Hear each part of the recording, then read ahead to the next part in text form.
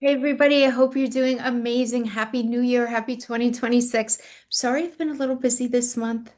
I am okay. Several of you have emailed me. It's just been super busy. The end of the semester, the holidays, this, that, just very busy. So we're here to discuss January 1st, and then meaning January in the first place, and then I'm going to be putting out a separate video for the rest of the year. I promise I will get it out by next week. But I want to break down the month of January first. And I was looking at January and I was like, there's a lot to talk about here. So I'm actually going to break it into four different sections. So the first section, I'm going to be talking about Mercury at 29 degrees in Sagittarius, and then is going to be going into Capricorn from the 31st overnight into the 1st. So that's something that I want to discuss as we're beginning the year, and how it's working with Neptune at 29 degrees. And then the second section is going to so when it comes to this Cancer full moon that's on January 3rd, Cancer full moons are always very emotional, right? Because Cancer is that fourth house, very watery energy. It rules our emotional stability, home, property, real estate. It's our inner base though, right? Because that fourth house energy that Cancer rules is the deepest area in our chart, right? So a very sensitive point wherever it falls. So it is very home centered.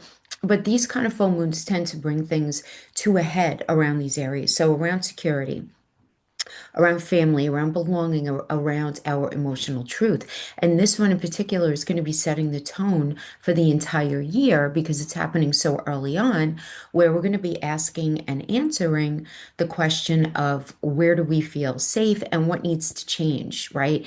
If we don't feel safe, and how could we best make that happen? So this sort of functions almost as like emotional thesis statement for the year, because it does happen at the very beginning and it doesn't close, and it doesn't just close a lunar cycle. It's actually establishing the emotional rules of engagement for the entire year, for all of 2026. So 2026, I'm not going to say because of this exclusively, but because of several things going on, it's definitely a year of emotional truth over emotional endurance. And I just want you to think about that for a minute, because our emotional truth, what we feel intuitively is the right thing for us, is the right thing just in general, is very different than what we are willing to pragmatically put up with and sort of muster through. In some sort of enduring kind of way just to make something work. Because a lot of times that endurance is very contrary to our truth, right? And so this is a year where these things are really going to be coming to a head. And this Cancer full moon makes one thing very, very clear early on, and it's that we can't muscle our way through 2026 by ignoring our feelings, right? So this full moon is certainly asking us, where do we actually feel safe? Who feels like home? Who no longer belongs there? What nurtures you? What simply drains you? And getting very real around that idea of emotional security. And a lot of the decisions that end up unfolding throughout 2026 will trace back to something revealed during this full moon. Now, for some of you, it could be a realization like, I can't keep living like this, or this does not feel emotionally sustainable anymore. Like I just can't do this anymore. It's gonna, that wherever that area is, it's gonna become very loud, right, as the year progresses. So even if change doesn't happen immediately, the truth of that reality is absolutely going to be landing now. Now, security also becomes the a bit of the North Star for each of us in 2026. And this particular full moon is going to be setting this year-long focus on emotional, domestic, and inner security, and not just on, though, very important, not just material success. So career choices are going to be filtered through, does this support my life? Like not only my bank account, but my life, right? The way that I'm being asked to show up. Relationships are even going to be evaluated by emotional safety, and not just the history of it or the obligation of it, or the have to's, or it's just the way it is kind of thing. Like, we're going to be getting very real with ourselves, and even money decisions are going to be tied to our peace of mind and not just numbers. So it's not just going to be, I mean, I guess we could always say, like, if we don't have enough money, naturally that's going to cause stress and therefore an inability for us to feel absolute peace. But this has a different kind of vibe to it.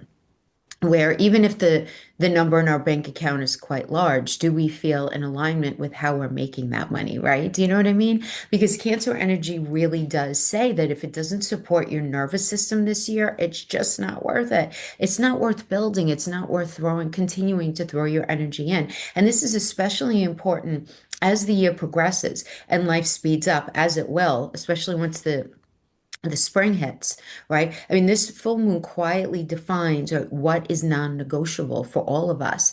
Also, family patterns, of course, because it's Cancer. So family patterns and ancestral themes come to the surface for healing, though, not to antagonize us, but to actually heal us, because Cancer does rule lineage. Cancer rules lineage. The Taurus energy, and I just think that this is worth defining. Taurus energy, second house energy, is where we realize our ancestral patterning. The fourth house, though, is where we actively unpack it, having to do with lineage and parents and childhood conditioning and any kind of inherited emotional patterns. That's where we recognize that we really have to work through these things. So, because of that, and where this full moon is, 2026 does open up with a clearer understanding of family dynamics, emotional boundaries that finally need to be set, a desire to end cycles, especially any sort of repetitive cycles, and especially anything that we feel like, because the fourth house, by the way, Cancer, this full moon works with Capricorn.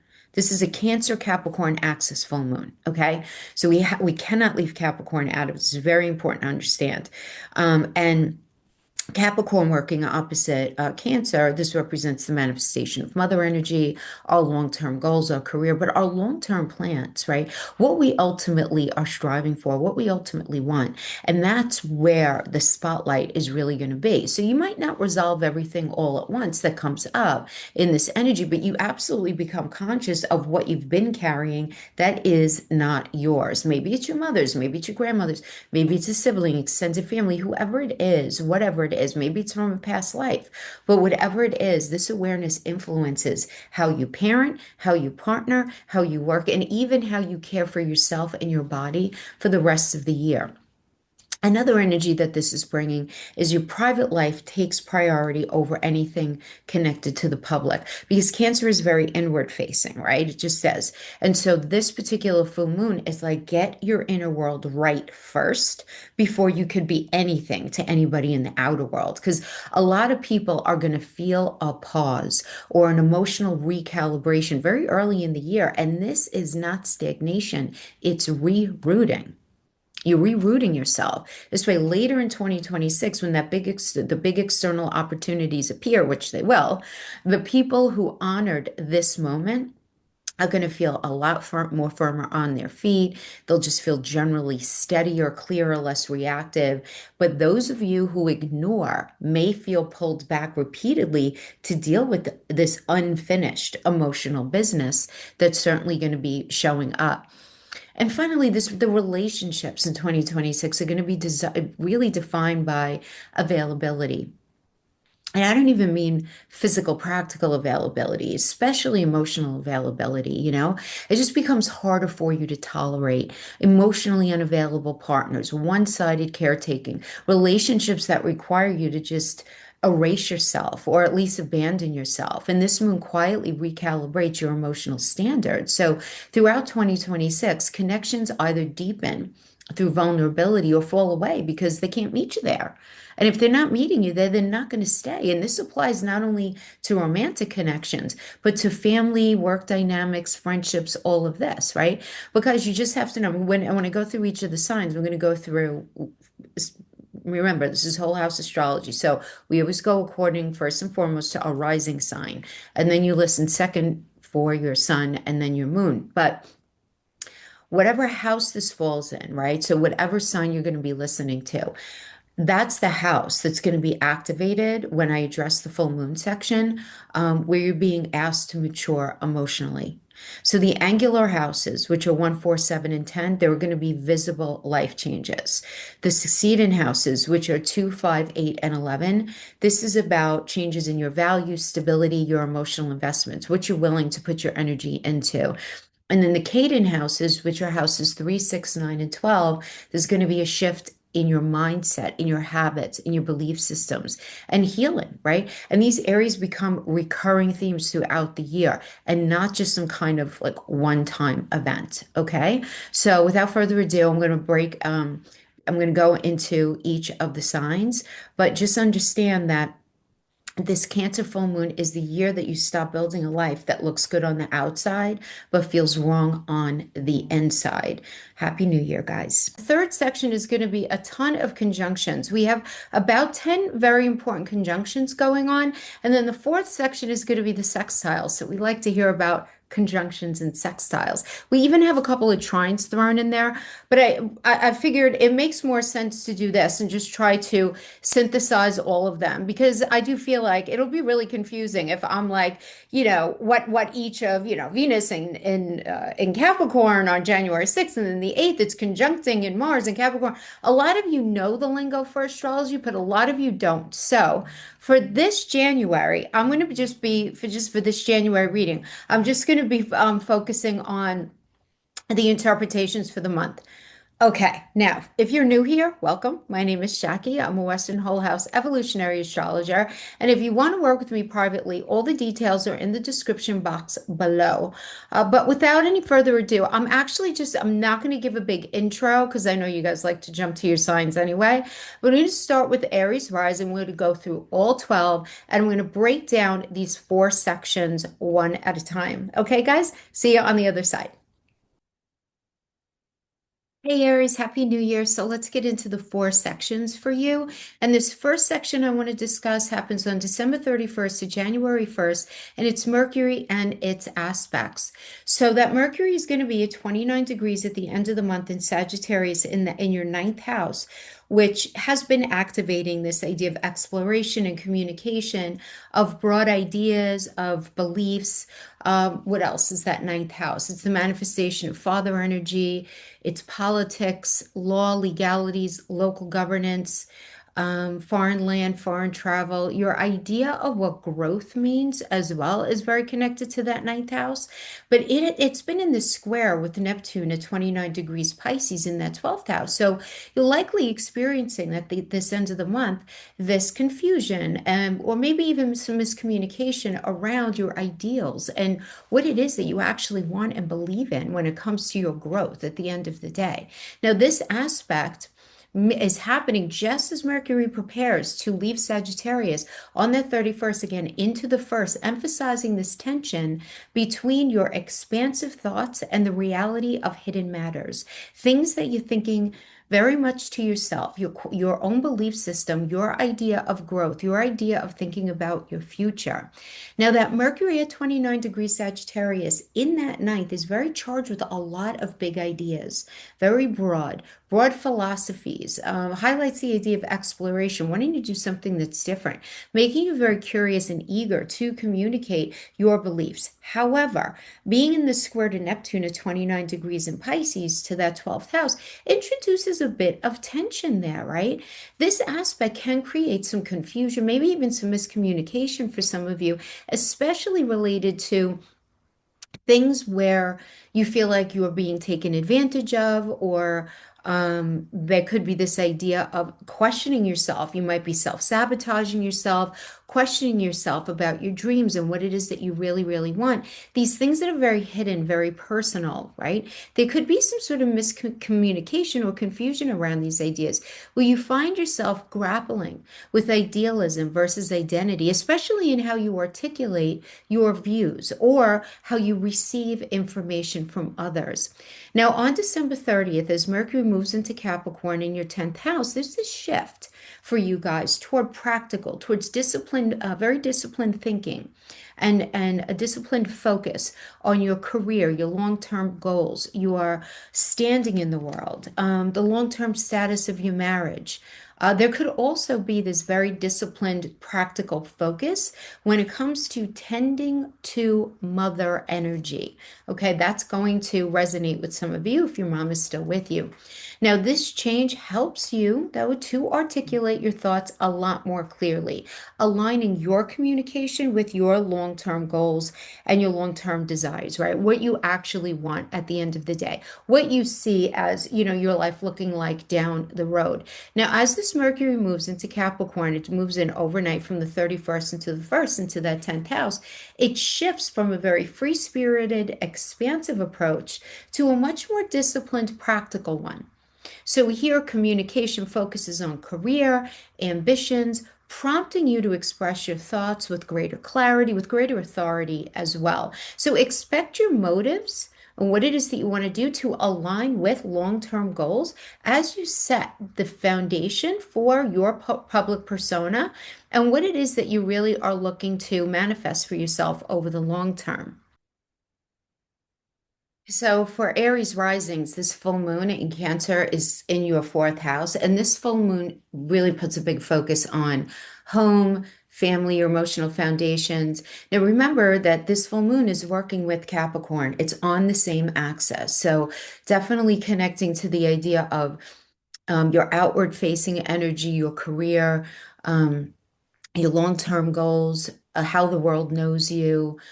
It's also 10th house is also, I'm saying 10th house, yeah, a Capricorn energy is also very connected to the manifestation of mother energy as well. So there can be some balancing out between this idea of inner base of operations, your home, family, those foundations, and where you want to go, that career, the status of your marriage, perhaps some sort of energy connected to mothering or motherhood. But something reaches a peak or resolution involving your living situation, a parent, or some sort of long-standing family dynamic.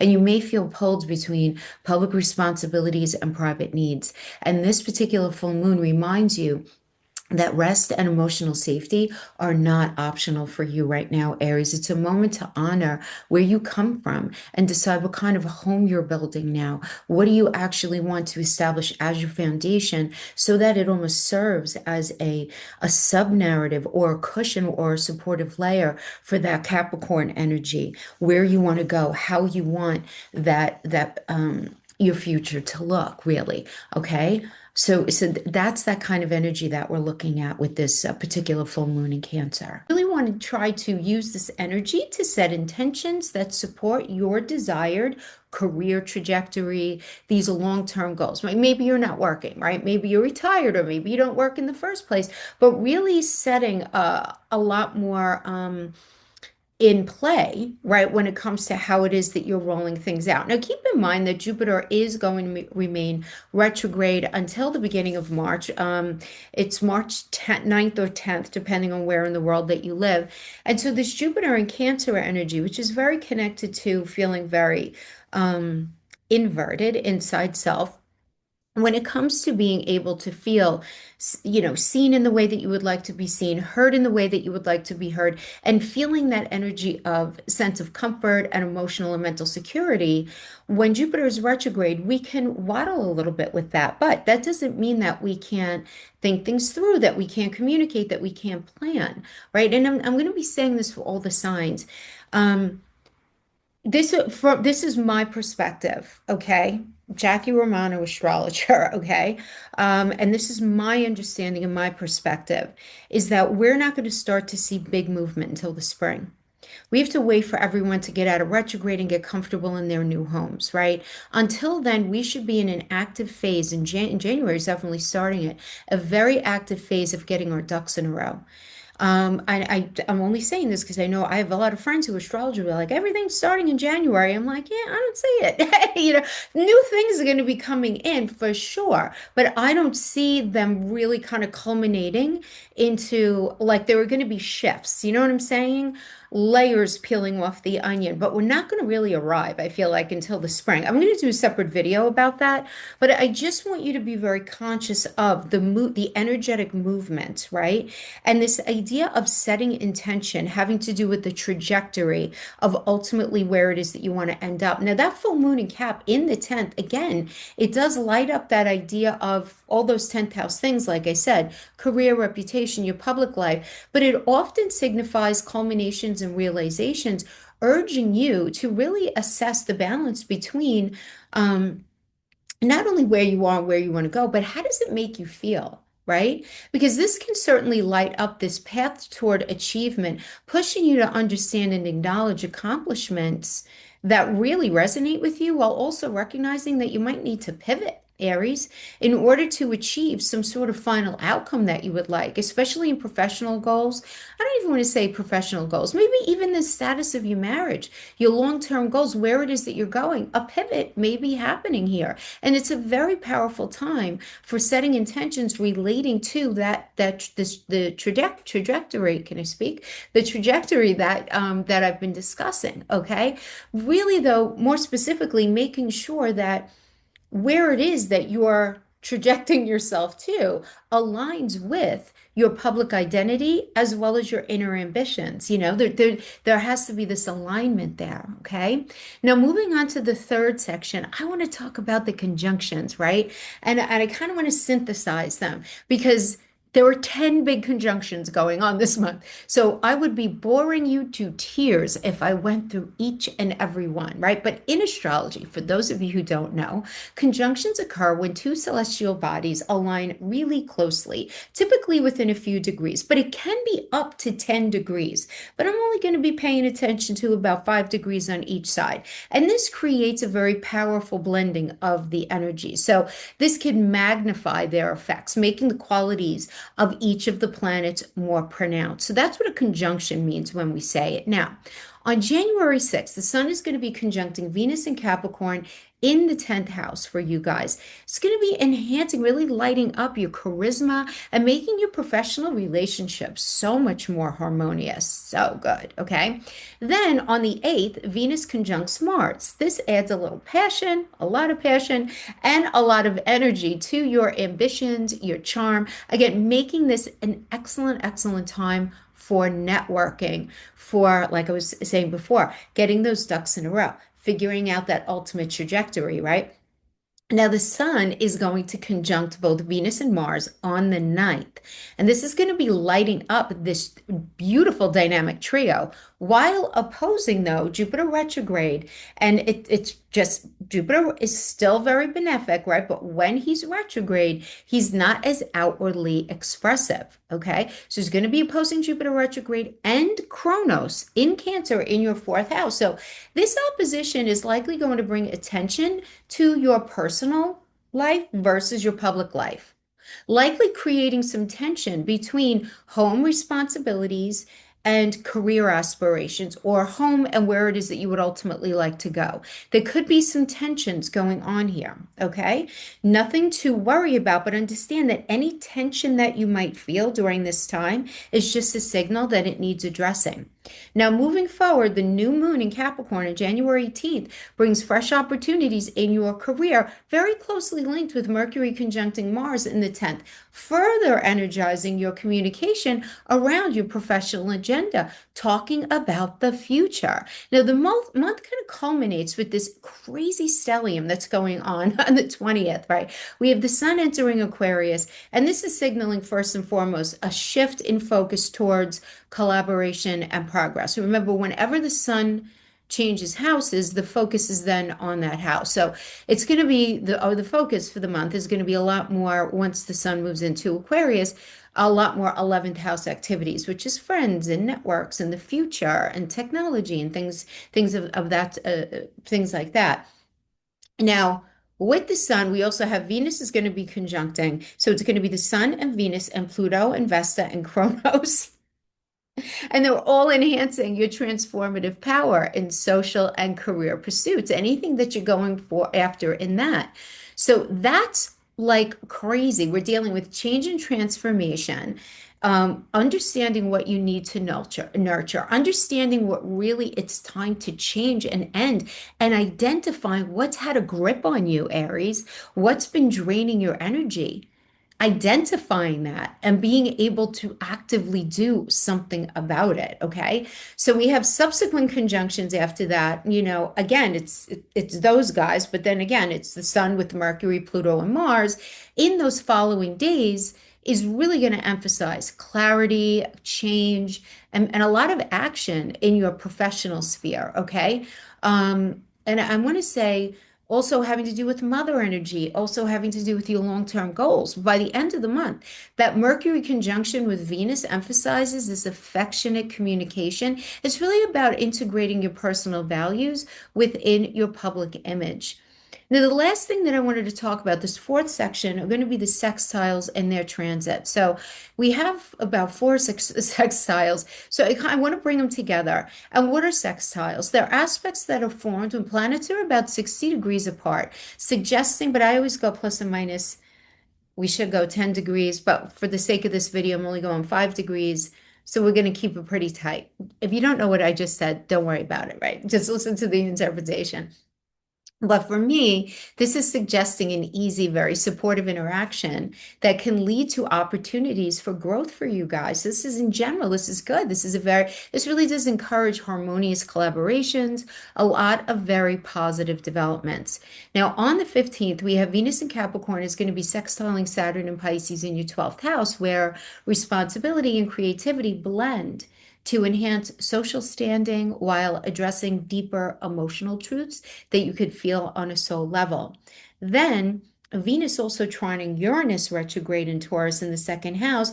That transit creates an opportunity to really innovate your approach to your finances or your resources related to your career or your sense of self, your self-esteem, or actually what it even means to feel stable and secure, like logistically stable and secure. Money in the bank, where you live, very material stability. A little different than when we're talking about stability with Cancer.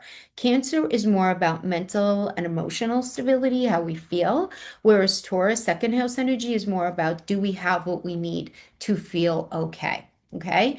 Now on the 17th, we have Venus 29 degrees. That's the anaretic degree in Capricorn, sextiling Neptune and Saturn in Pisces. So you might find a blend of inspiration and resolve, really blending nicely, really harmonizing what it is that you ultimately want, those dreams. I know that sounds very cheesy, but the dreams, what it is that you really want to do with something practical. When it comes to your social life, and or career aspirations. So I like this energy because it's so harmonious with these energies, even with Venus at the anaretic degree. It's a nice energy because there's a stabilizing effect to it. Now, the 19th brings a powerful sextile where Mercury, Australia, the Sun, and Mars in Capricorn in the 10th join forces with Venus, Pluto, and Vesta in the 11th house, and because of their degree positioning, not to get confusing. But this harmonious relationship can absolutely facilitate collaboration that drives your ambitions while also supporting your network. So that network can have to do with your work people, your again, it could be just your basic network of people through some sort of corporate, but it could also be your friends and just your people, or just that 11th house is also like the masses, out in the world. Okay. But very nice energy there for anything. If you're doing anything that's collaborative, it's a very nice energy for that.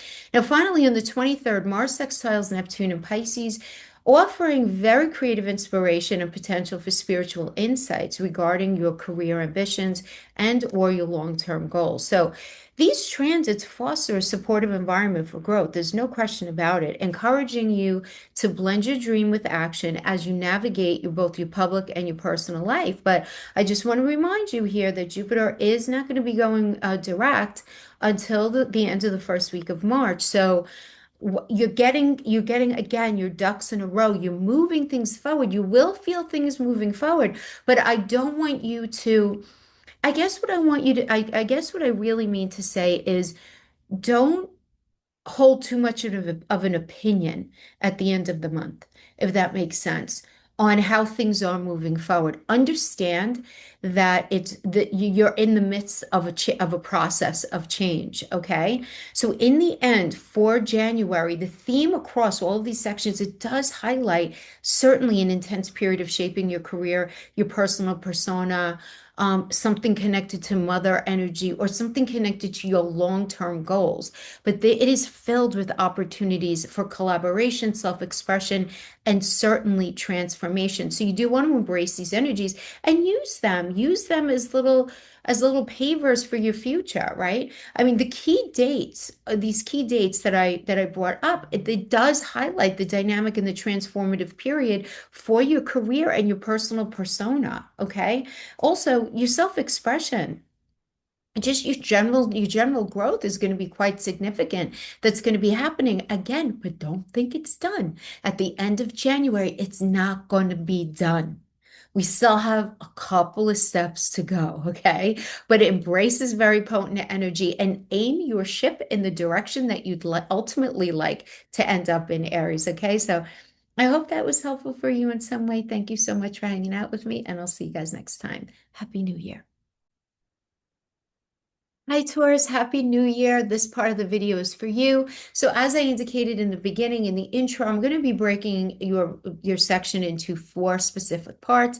Remember, if you want to work with me privately, all of the details are in the description box below. Without any further ado, let's get into the first section. I want to talk about Mercury and its aspects as we enter the month of January. So we kind of have to talk about December 31st first, because we have that Mercury at 29 degrees in that Sagittarius energy in your 8th house. And this indicates intense and transformative communication regarding shared resources, intimacy, deep psychological matters. It could be any sort of legal situation that you're involved in that's connected to a dollar amount. So it could have to do with insurance payout, some sort of inheritance, anything having to do with like a divorce, custody situation.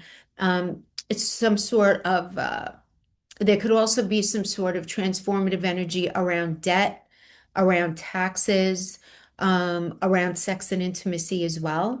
Now, the square to Neptune at 29 degrees in Pisces in your 11th house can create misunderstandings for some of you, or even illusions in friendships or social circles that could end up ultimately at the very beginning of the month clouding your judgment. And this might manifest for you as confusion regarding your connections or even your ideals within like your group, like your people. So any sort of group setting, really, we could just say that, urging you to be very cautious when it comes to expressing your beliefs at the end of the day, okay? Do you really be thinking twice? Is it worth saying this?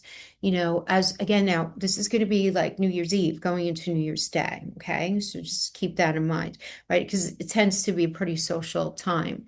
Now, when it comes to the second section, we're talking about the full moon.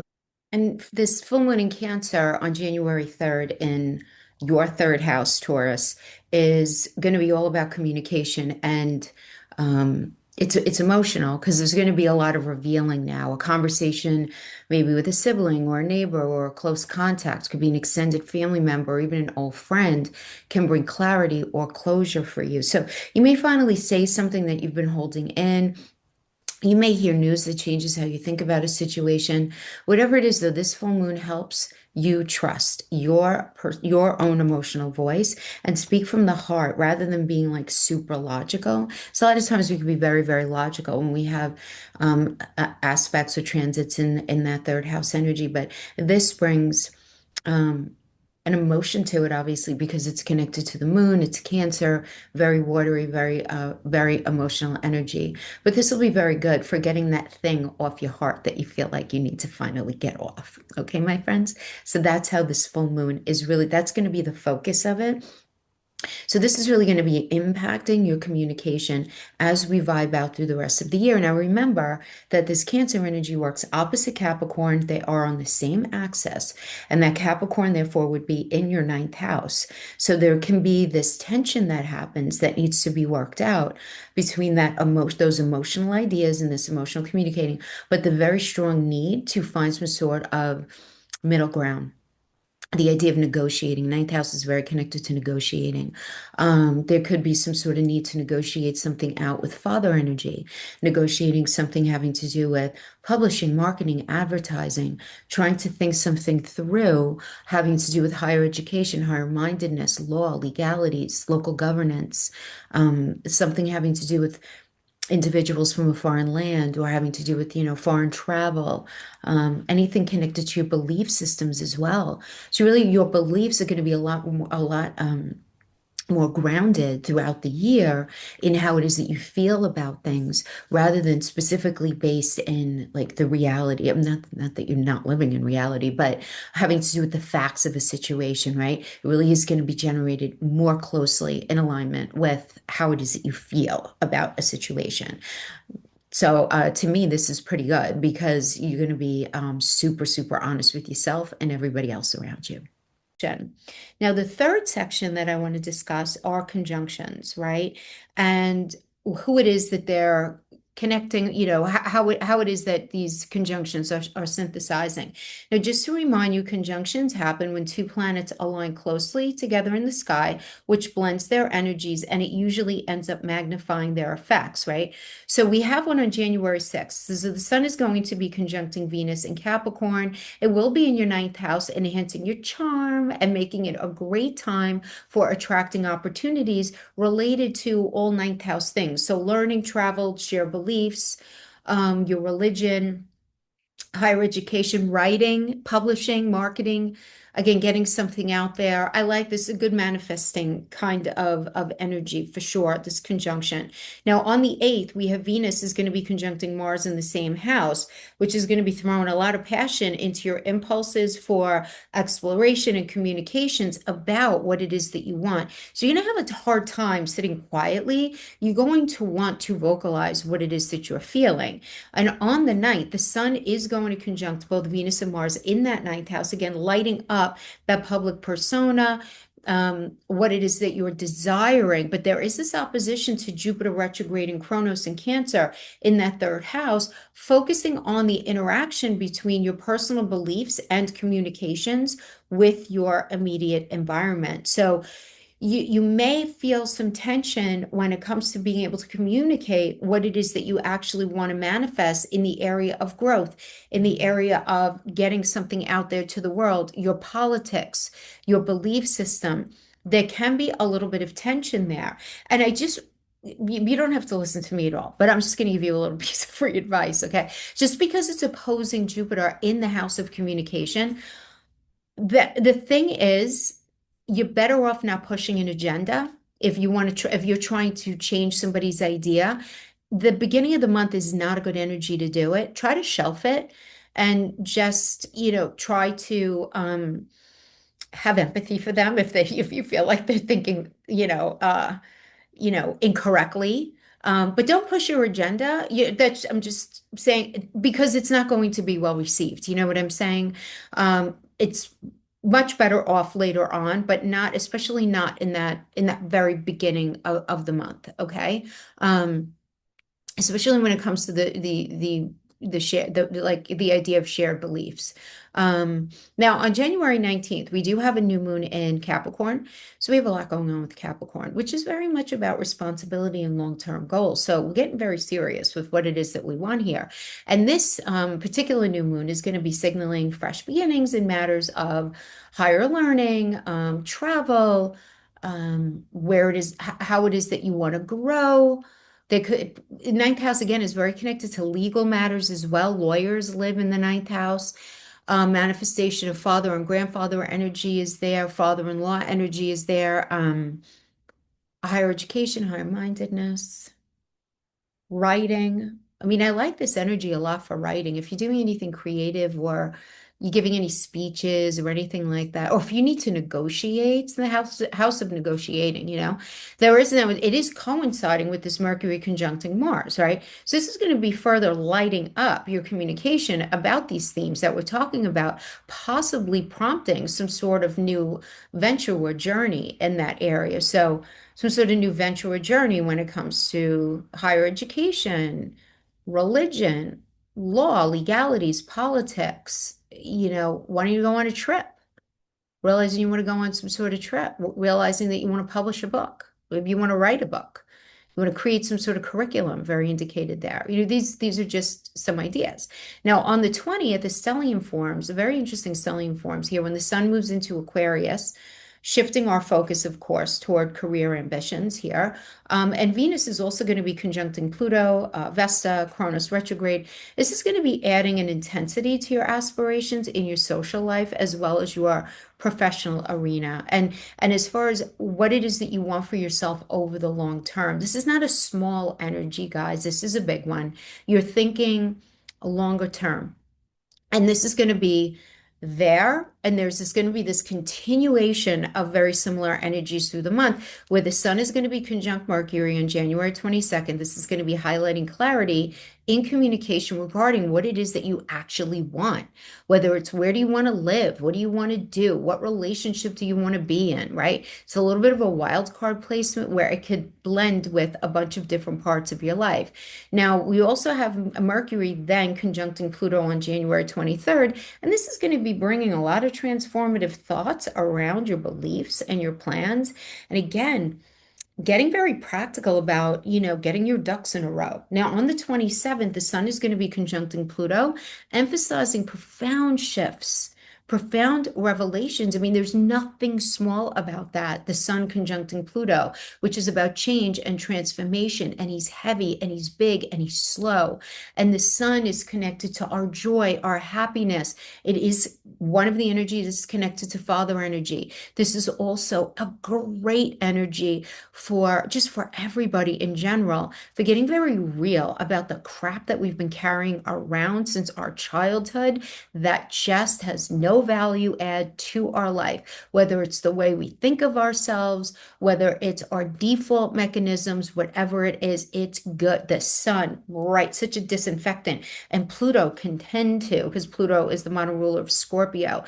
Our basements are very deep, deep, deep, right? Having to do with our past and things that we haven't fully released and fully let go of. And when the sun conjuncts Pluto, there is a lot of cleansing desire, desire to cleanse, right? This kind of energy as well, right?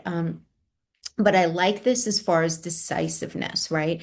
There's definitely these shifts, these revelations. And by January 29th, that Mars energy conjuncting Pluto motivates decisive action. So, and it's followed by Mercury conjuncting Venus, which is going to be emphasizing the importance of expressing your values and what it is that you ultimately want super clearly, right? So there's this clarity that ends up hitting the scene, which is nice because then at the end of the month, also Neptune is changing signs. It's fine. It's going back into Aquarius. So there's going to be a lot more, there's so much more clarity. Um, Neptune and what Neptune's exalted in Pisces, but when Neptune's exalted, he's like very confused. Even when how do you feel clarity in the bottomless ocean? How do you feel grounded in a bottomless ocean? It's difficult, right? It's difficult. So definitely a much better Neptunian energy we're going into, as far as just being able to feel a little more stable and more motivated as well. We just have to be careful that because Neptune is always confusing, a little foggiest planet, right? When it's in Aries, Aries is like, come on, let's go. Fresh path, new perspective. I could do it. Why not?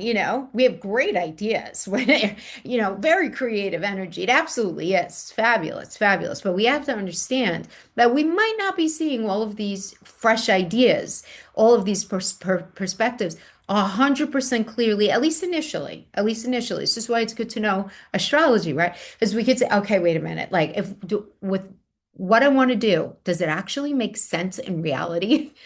And your answer is going to be yes for many things, but a couple of things it might be, maybe not yet, or maybe, what am I thinking, right? So you do want to try to keep your feet actively on the ground, right? You want to think about that.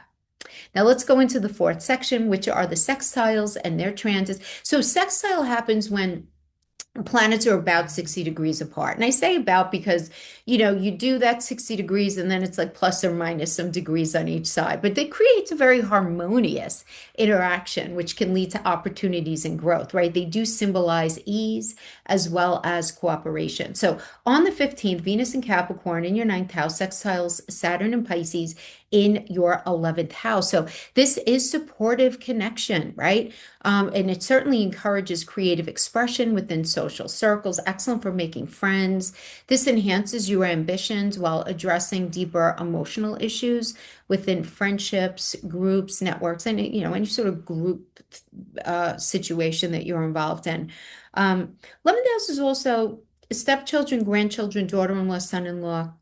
Did I say grandchildren, stepchildren, daughter-in-law, son-in-law, as well as older siblings, right? So it could also be connected to any of those people as well. Also the house of technology and being online. And with that Capricorn energy in here, that could be really actually very good for doing any sort of work online, where you're connecting with people online. Excellent. If you're any sort of like content creator, or if you work at home, if you work online, anything like that. Now, on January 17th, Venus at 29 degrees, the anaretic degree in Capricorn, does sextile Neptune and Saturn in Pisces, blending inspiration with practicality. I really love this. I love these energies together. So, to me, this suggests that there may be a harmonious connection between your dreams and your social ambitions, right? Like what it is that you want to do and what it is that you can practically manifest for yourself out in the world. So it could be connected to friends, but it could also be especially connected to like the next 10 to 15 years of your life when it comes to your goals and gains and trying to get something out there to the world. It's a nice energy there. Now, on the 19th, I just feel like the 19th into the 20th, very interesting energies here. We have this group of bodies, right? It's including Mercury, Australia, the Sun, Mars, all in Capricorn, all in your ninth house, while it's sextiling Saturn as well as Neptune in your 11th house. This alignment supports communication and action around what it is that you actually aspire to do, right? Facilitating for you very beneficial collaboration with other people. It could be friends, it could be social collaborations. But I love, love, love this energy for collaboration. But you could even be collaborating actually with family members here as well. Um, with one of your adult children or collaborating with a mother energy or something like that. There could certainly be some sort of good, it's a nice collaborative energy if you're doing anything like that. Now, on the 23rd, Mars in your ninth house sextiles Neptune at 29 degrees in Pisces, bringing opportunities for creative inspiration and lots of spiritual insights regarding your beliefs and your ambitions. And what I really like about this is on a very personal level, so not quiet. So beautiful, not quiet. You're not going to be able to ignore the energies that you're feeling. This is not going to manifest for you very much externally. It's going to be happening a little more internally, but it's that internal shift that's going to create the landscape for you to be able to make things happen. So the transits here that we just finished talking about really do, Taurus, offer you an opportunity for growth and transformation in areas related to education, exploration, social connections, really looking at especially the next 10 to 15 years of your life. And again, these are the beginning seeds. It's not until the spring where everybody's settled into their new homes and everybody's out of these retrogrades, where we're going to start to really feel almost like a catapulty kind of energy. Is that even a word? Like March into April. And then it's just going to keep going. Then the nodes change in July, and then Jupiter changes, goes into Leo in the summer. So we're just going to keep the change rolling, but we're really going to start to feel it in the spring. But that's why this time period is so terribly important for us to be very proactive in planning where it is that we really want to go. So embrace this energy, use it to fuel your aspirations, as well as to clarify what you actually really believe in and what it is that you genuinely want for yourself. Okay, Taurus, thank you so much for joining me. I hope you guys have an amazing 2026, and I'll see you next time. Bye-bye. Hey, Gemini, I hope you guys are doing great. Happy New Year. I can't believe it's 2026, right? This is bananas. Okay. Oh, if you want to work with me privately, all the details are in the description box below. Just do the housekeeping. Let's get into this. So, four sections, as I mentioned in the beginning of the video. Section number one, I want to talk about Mercury as we go into January. December 31st into the 1st, we have a lot going on, very heavy Mercury energy. Okay. So on the 31st, that Gemini energy for you guys is bringing us that Mercury at the anaretic 29th degree in your seventh house. So this is it's a very edge degree. Mercury, the anaretic it can be the underbelly of the sign. It's very powerful. It's very powerful. So the final word, the last conversation, the realization that lands right before a shift. And to me, I look at this and I'm like, wow, okay, because you guys are ruled by Mercury. This is it. There's going to be like a palatable shift for you guys from the 31st into the 1st. Okay, so let's talk about this. We have Mercury squaring Neptune, that Neptune at 29 degrees to that Pisces in the 10th house. So that seventh house Mercury, conversations, contracts, partners, a boss, bosses, negotiations, clients, your energetic output at work. Seventh house is also your doctors, okay?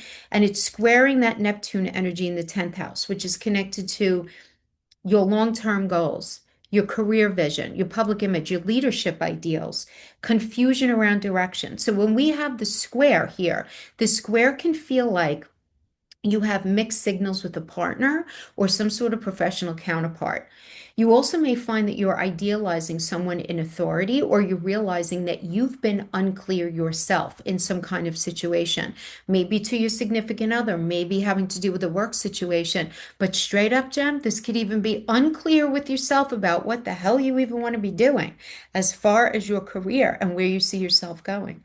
Promises that sound good can certainly be hitting the scene, but they lack practical structure. So again, you want to just be careful and remember, Jupiter gets out of retrograde on March 10th. So, and I'm not only referencing March because of that Jupiter retrograde. Actually, I think the big changes we're going to start to feel is more like April, because by then, the heavy hitter outer planets are going to be in their new homes, right? Because they're all changing homes, and they're going to be out of retrograde, right? For the most part. And we're going to be feeling that big shift, okay? Um, so just understand that if you're hearing promises that sound good, appreciate it, but don't go to the bank with it, right? The jury is still going to be out at the end of January, but everything's going to be shifting in a better direction. I hope that makes sense, right? This is what's going to be happening here. Because at this 29th degree, this is to say, right? It's like say it now or miss the moment. Because right now, for you guys, truth wants to surface. But clarity is a very slippery little dog here. Very slippery at the beginning of the month. So again, there is this wonkiness with Neptune because Neptune can be very foggy. So I'm not saying don't believe, what it is that somebody is telling you, because whoever is telling you something that sounds really good, believe me, they mean it in the moment. They absolutely do. But it just means that there might have to be some ironing out of pragmatics in order for the situation to actually happen moving forward. Now, that Mercury enters Capricorn overnight, right, in that eighth house. So, meaning overnight from the 31st to the 1st. So, it's going to be moving right into that Capricorn energy. And so, your attention is going to shift very sharply from what do we want together, seventh house energy, what do we believe in together, to what are we building long term and who holds the power, right? Which is the eighth house energy, the house of power and control and shared resources and intimacy and blending as a we. So this is where the talks become, Jem, a lot more serious, a lot more strategic though, which is a good thing. Financially or emotionally consequential as well. So there have to be those open, no hold bar, right? Nothing holding back when it comes to talking about money and intimacy and these very large topics. Such supportive energy to do it in, right? So you're going to be having the talks anyway. Know that they're coming and just lean into the good energy. You want to think shared resources, think boundaries, think about debt, intimacy, trust. This is no small talk happening here. Okay. Now let's move forward to the second section that I wanted to talk about with. So, Jem, for you guys, this January 3rd full moon in Cancer is happening in your second house of money, sense of self, self-esteem, your ability to feel secure, stable, very connected to your values. So, money, emotional security, self-worth, all those things are very intertwined in this full moon. So therefore, it's kind of going to be that's your classroom for the year. So financial situation comes to a turning point. Maybe you're realizing what's truly, truly sustainable for you and what's not. You're also becoming a lot more aware of what actually matters to you, what you value versus what drains you. And this is about building stability and feeling more emotionally safe, not just what's practical, right? It's a very there's a very safety driven energy for you guys, especially the first half of the year, which is going to inform a lot of your decisions moving forward. Again, so your emotional classroom is going to be that second house of self-esteem as well as money, right? Finances, money, stability, all that good stuff. Okay. Now let's talk about the third section. So, third section I wanted to, because we have 10 different conjunctions going on this month, right? And what is a conjunction? For those of you who maybe never knew or you don't remember, a conjunction happens when planets meet in that same degree range, right? And I don't want to get too confusing, but when it's exact degree, it's its most powerful. But we pay attention when it's 10 degrees on each side, although I don't discuss every little 10-degree conjunction on the channel. But if it's within like 5 degrees, I throw it in there because it's definitely connecting, right? But it creates this blending. So whatever planets are within those degrees, their energies are blending into one focused message, if that makes sense. So they're intense, they're concentrated, and they typically mark turning points. And we have 10 of them this month. 10 worth noting, okay? There's even more. Technically, there are 17, but we're going to talk about 10, okay? But I want to synthesize them, right? As we go through the month. So on January 6th, we have the sun is conjuncting Venus. And that Capricorn energy in the eighth house, this is all about aligning or realigning for some of you, values. So looking at your emotional investment, what do you give your energy to? Are they battery drains? Are they battery chargers? What is that looking like? You're going to be looking at your financial priorities in a very different light. A lot of you have probably already begun to do that. And then a lot of you are, this is very connected to like who, what, and who you are really willing to commit to deeply, deeply in your life. Now, it could be a relationship, it could be a job, it could be something financial. It could be something connected to your children, but who exactly are you willing to commit to very deeply? There's a softer tone here, Jem. Diplomacy around serious matters is going to be very easy. So it's not going to be like a very anxious energy, even though it's in an anxious space. It's not just because of the way the energies are sitting.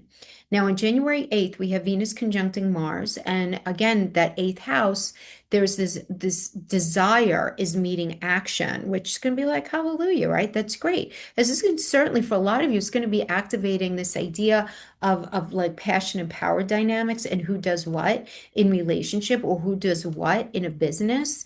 Anything that you're connected to another individual in, looking at like who's really caring about this connection, how are they showing and exercising their passion, how are the power dynamics manifesting, is it relatively equal? Nothing can be equal all the time, but is it relatively equal? Like, what does that look like? What is the financial motivation here when it comes to blending with another energy? Financial motivations around debt, around savings, around investments. What do all these look like, right? I mean, there are going to be some very, very decisive moves here, decisive emotional moves here that are based on very non-emotional things, right? Because you may likely will feel very ready to act on a desire that you've been quietly weighing. A lot of you probably going into January, you may not even realize what it is that you're weighing out when it comes to shared resources, when it comes to you in a connection with other. There's this weighing out of something in a very practical way that's going to be very connected to your long term. And a lot of you may be keeping it on the down low. I won't tell anybody, right? But that's a lot of you may be in that space. Now, on January 9th, we have the Sun conjunct Mars and Venus, while also opposing Jupiter retrograde and Kronos in Cancer in that second house. So this is big. That eighth house Capricorn is very connected to responsibility, long-term bonds, shared finances, and that second house is connected to personal security, income, sense of self-worth. The second house can also be the manifestation of your overall health, like the status of your organs. And eighth house could also be the status of like your reproductive system. So when we have this sort of opposition like this, we're looking, we could be, right? It depends what else is going on in your chart, but you could be looking at something connected to your health, or you feel very motivated to take better care of your health. You feel very motivated to, by something that might be going on there. But for a lot of you, it's just going to be this very me versus we, and getting very real about that. My money, your money, what matters to me, what matters to you, getting very real with investments, getting very real about some sort of money coming to you from other people, or what does that actually look like when it comes to like shared resources? Because this opposition really is going to be asking you what you give versus what you keep. And I mean, even of yourself, what you give versus what you keep. And you could feel stretched between your need for safety and the demands of a partnership or some sort of financial obligation. I'm not going to lie, this is not a bad transit whatsoever. This is pushing you in a very good direction, but you're being pushed to change by being squeezed. And in a weird way, you're going to know what I mean by this, where there's something that's making you feel a little trapped. And it could just be trapped in your own head, feeling like I can't do anything else. I'm kind of stuck here. Da, da, da, you know, we could keep ourselves stuck. I mean, certainly, right? And this Jupiter retrograde does suggest, because Jupiter retrograde is very involved in this, revisiting old money stories or old value systems, especially anything that's connected to family, rooted in family. So like ancestral patterning that you might be recognizing that you're exercising in your life, or it could just be ancestral patterning in general, and you're realizing how different you are. Suddenly it becomes increasingly clear, right? And you want to be different, but you might not be completely sure about how to make that happen at this point. I hope that makes sense. Now we have the new moon in Capricorn on January 18th in that eighth house, and this is a reset, right? So these changes that are going on, I don't want you to worry about. First of all, worry about none of these things. Please don't worry. It drives me nuts. Some people worry about their astrology because there's literally no value add to that. It's more about recognizing that astrology is the default if we do nothing, and that because we're humans, we have choice and we can create change and have a different outcome for the most part, right? Especially the inner planets, right?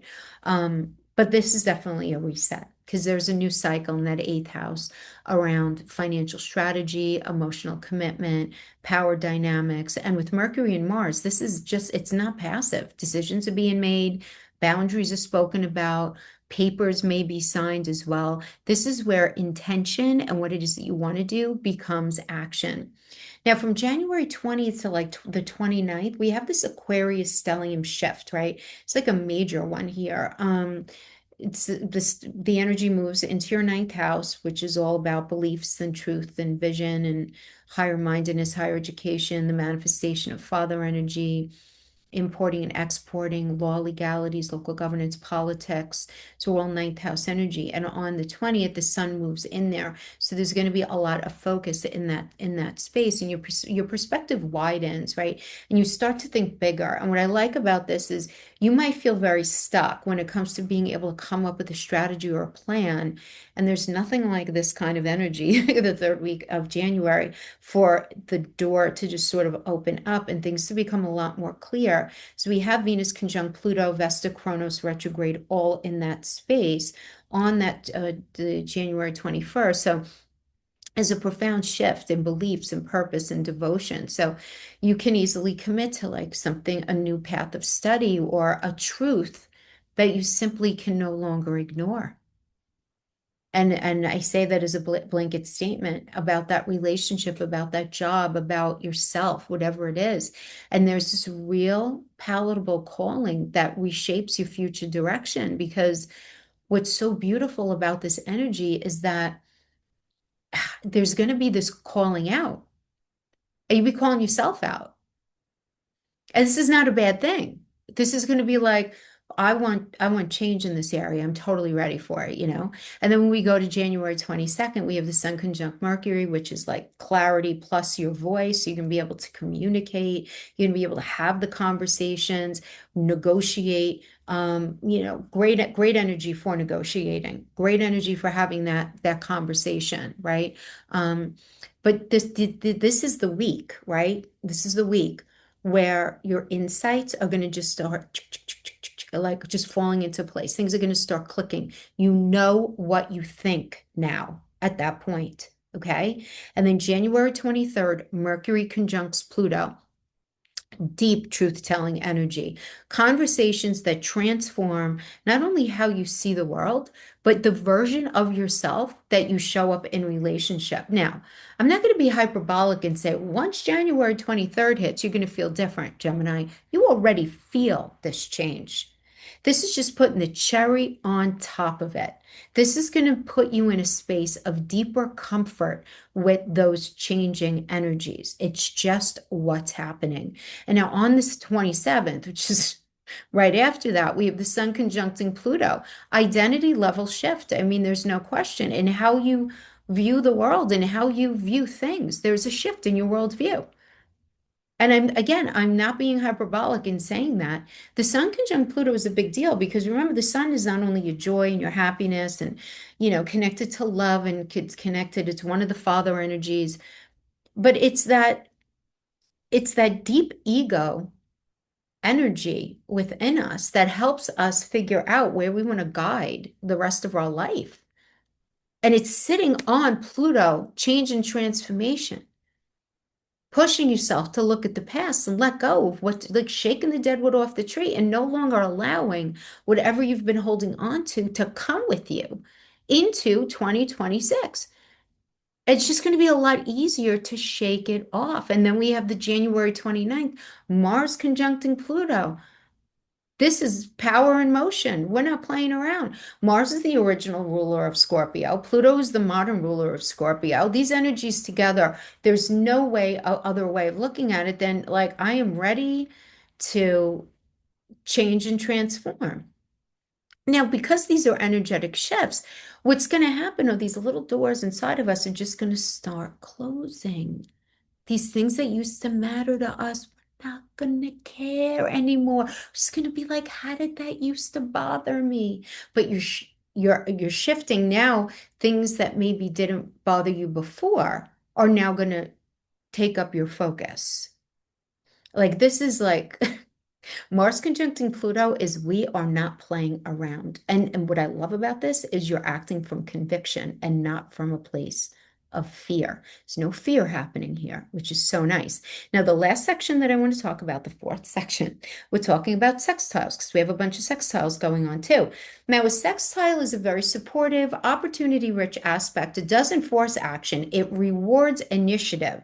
I'm going to say that again. It rewards initiative. So if you do nothing, you get nothing. It's the danger of a sextile. It's even the danger of a trine. We have to be super careful with these, what we say, oh, these great, beneficial energies for us. If we do nothing and we expect the world to just like come knocking at our door, it's not going to happen, right? It's not going to happen. So let's talk about how it might be manifesting for you. Let's synthesize these energies and think about you know, how you might be able to manifest it the best way for you. Now, starting on the 15th of January, we have Venus in Capricorn in the eighth house, and it's sextiling Saturn and Pisces in the 10th.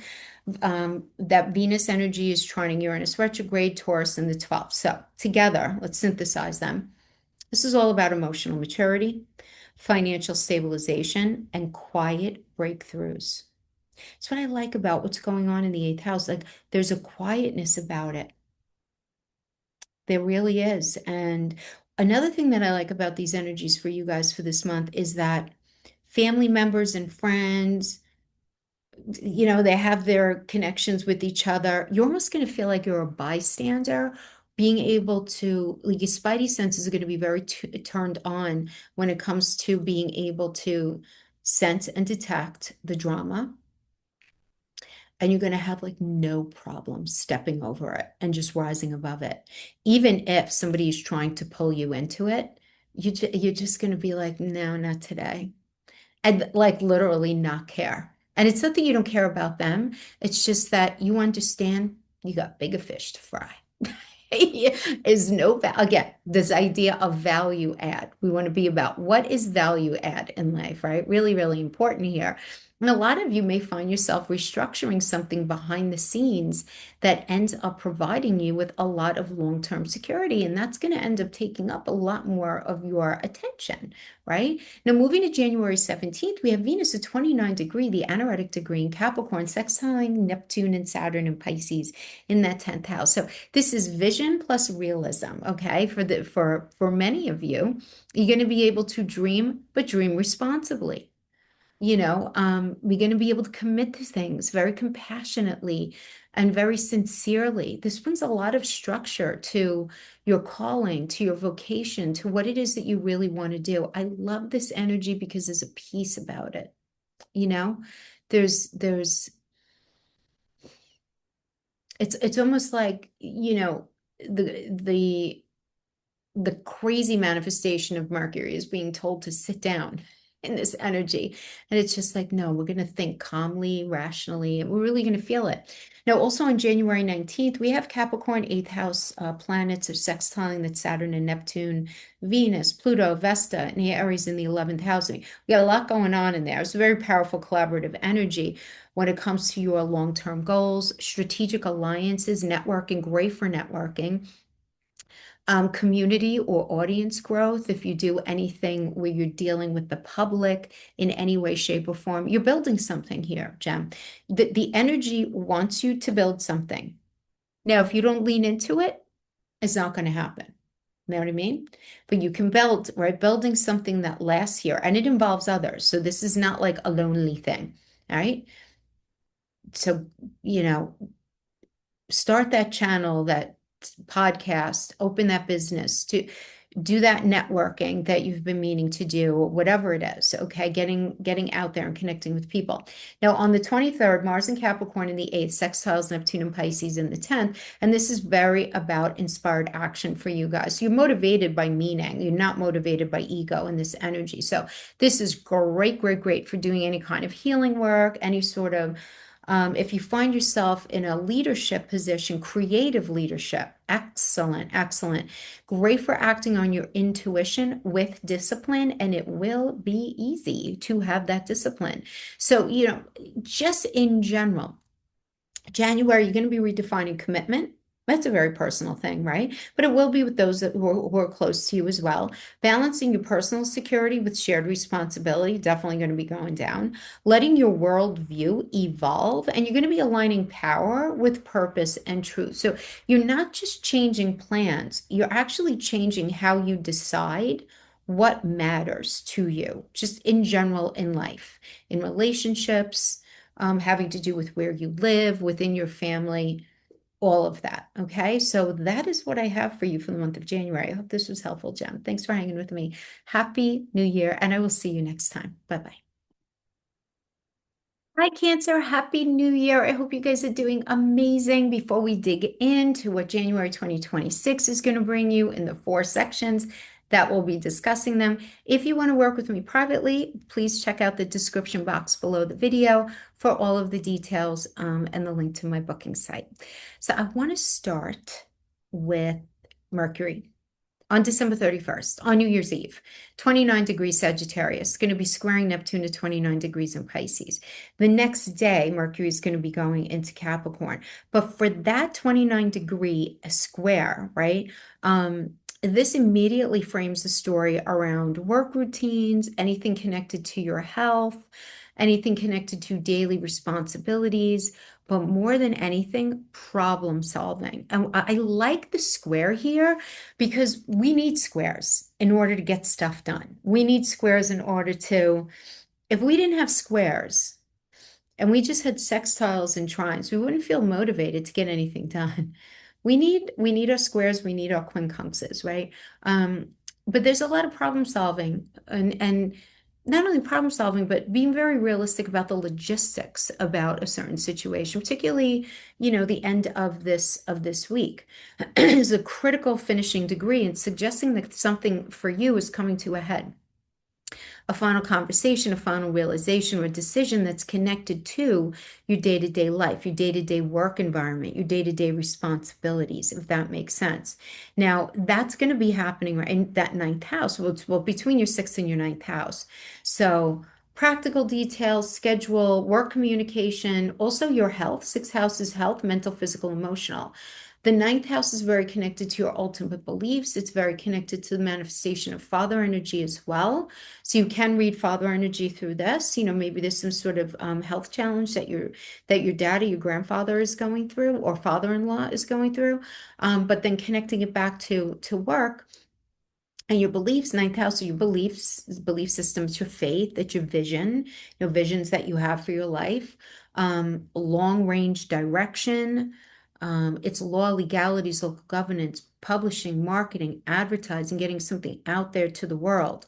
So this square can feel like confusion between what you believe you should be doing and what's actually required of you.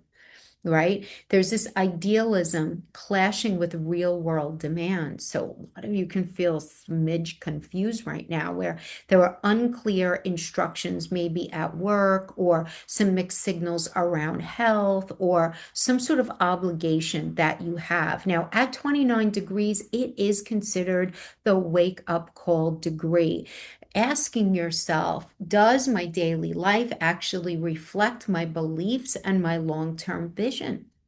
For some of you, it's going to be yes. For others of you, it's going to be no. And if it's no, it's going to be highlighted where you need to make those changes. Okay. Now, Mercury enters Capricorn overnight into the first, right? And that's seventh house.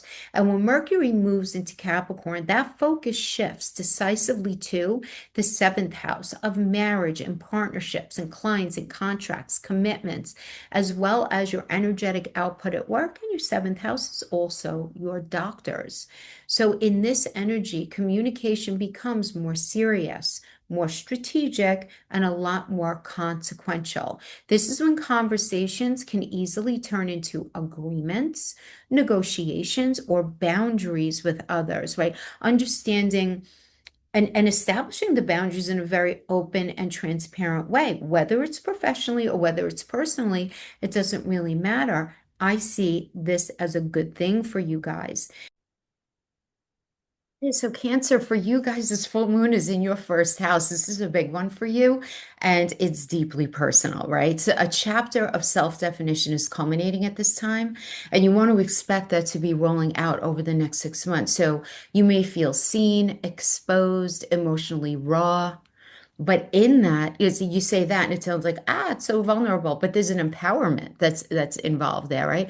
Because you guys are shedding some old version of yourself and you're stepping into a greater emotional, at least, right? Because it's that Cancer moon, very watery energy, this greater emotional authenticity.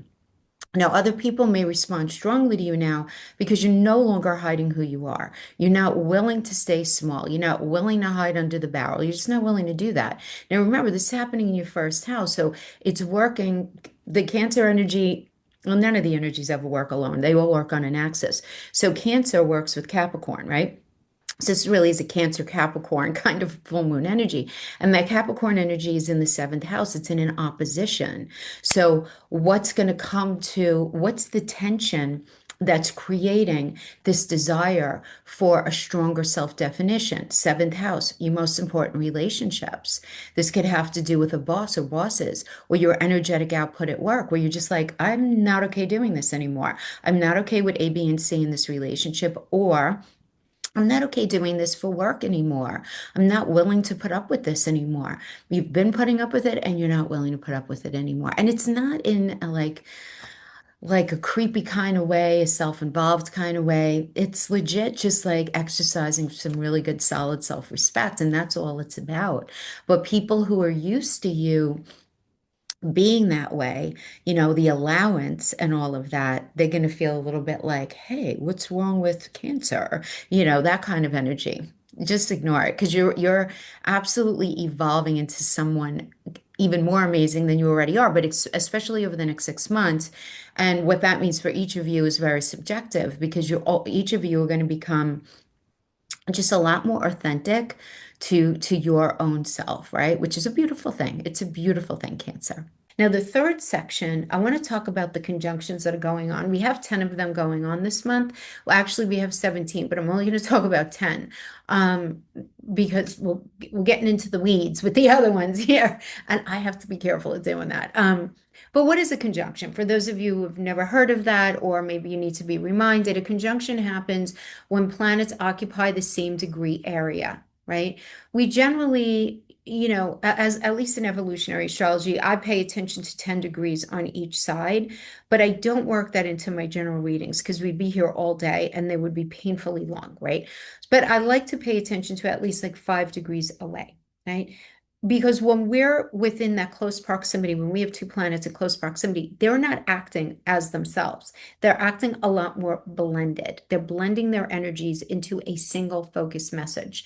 So yeah, that's how I want to, give you, I want to kind of synthesize it for you. But conjunctions are turning points. It's where something begins, intensifies, or becomes unavoidable. You can't avoid it. When it's a square, you can't avoid it. When it's a trine, you can. When it's a sextile, you can. But squares, quincunxes, we can't avoid them, right? So January 6th, we have the Sun conjunct Venus. This Capricorn seventh house energy, this softens relationship dynamics around areas such as realigning your values with your partner, having really open conversations about what matters to you and them, having some really deep discussions about your future and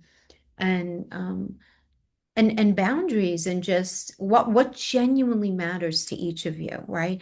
And this improves cooperation. This absolutely incites peace or finding some sort of common ground, which is wonderful. It could certainly end up feeling like you're on the same page, or at least you guys are willing to try.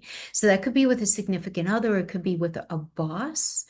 It could be with a doctor if maybe you're trying to negotiate some sort of treatment. Or it could even be working with yourself, having to find some sort of middle ground when it comes to your energetic output at work each day, where you're like, okay, this might not be ideal, but I'm going to be doing this for now with the intention of over time making a shift in this direction. Now, January 8th, we have Venus conjunct Mars, again in that same space, and things start heating up there. This can show up as passion, very strong attraction, conflict that pushes toward resolution. This is a relationship energy that wants action, not avoidance, guys. You can't avoid this. So if you have to have that conversation with your significant other, if you have to have that conversation with your boss or with your doctor, or even honestly, even with your best friend, okay? No avoidance here. This is a very, let's get in front of it and let's not ignore it kind of energy, okay? Because it will build like fangs if you end up trying to avoid it. You know what I mean? Okay. Now, in January 9th, we have the Sun conjuncting Mars and Venus, and this opposes Jupiter retrograde in Kronos and Cancer in that first house. This is a major active axis activation. Because these are angular houses that we're dealing with. The angular houses are 1, 4, 7, and 10. So that always means like we need change right in there. And with that seventh house energy, commitments, expectations, obligations for others.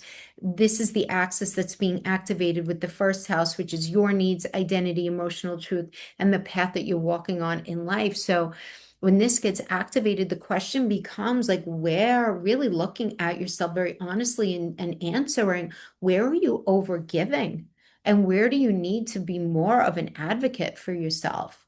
Is that Jupiter retrograde is asking you for sure to revisit old patterns of self-sacrifice, especially those learned in your early life. This is a defining moment for very healthy boundaries for you guys. So this is great in my view. Now, on January 18th, we do have the new moon in Capricorn, again in that seventh house. That's seventh house energy going on. We have that Mercury conjunct Mars. This is a fresh start in relationships, new agreements, redefined commitments, very blunt, honest, blunt conversations. And you know what? Why not? Have empathy, okay, but just say it, that Mercury and Mars can be very, very blunt, right? You want to say what needs to be said, decide what you're willing to commit to and what you're not. What are you willing to do in that job and what aren't you? What are you willing to do in that relationship and what aren't you? My thing is, what you're going to be realizing, it's not about you not being a team player. It's about you not wanting to erase yourself in that particular dynamic, not being on board with self-erasure, because there's nothing wrong with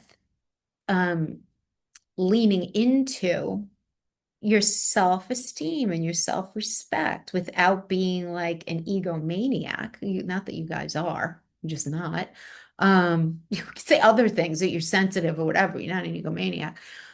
So if somebody ever says that to you, just laugh and say, deflection is a very unhealthy habit. Just say that to them. But what I like about this energy is relationship storylines are certainly going to be resetting for you, whether it's between you and a boss, you and a significant other, you and a best friend, whatever it is.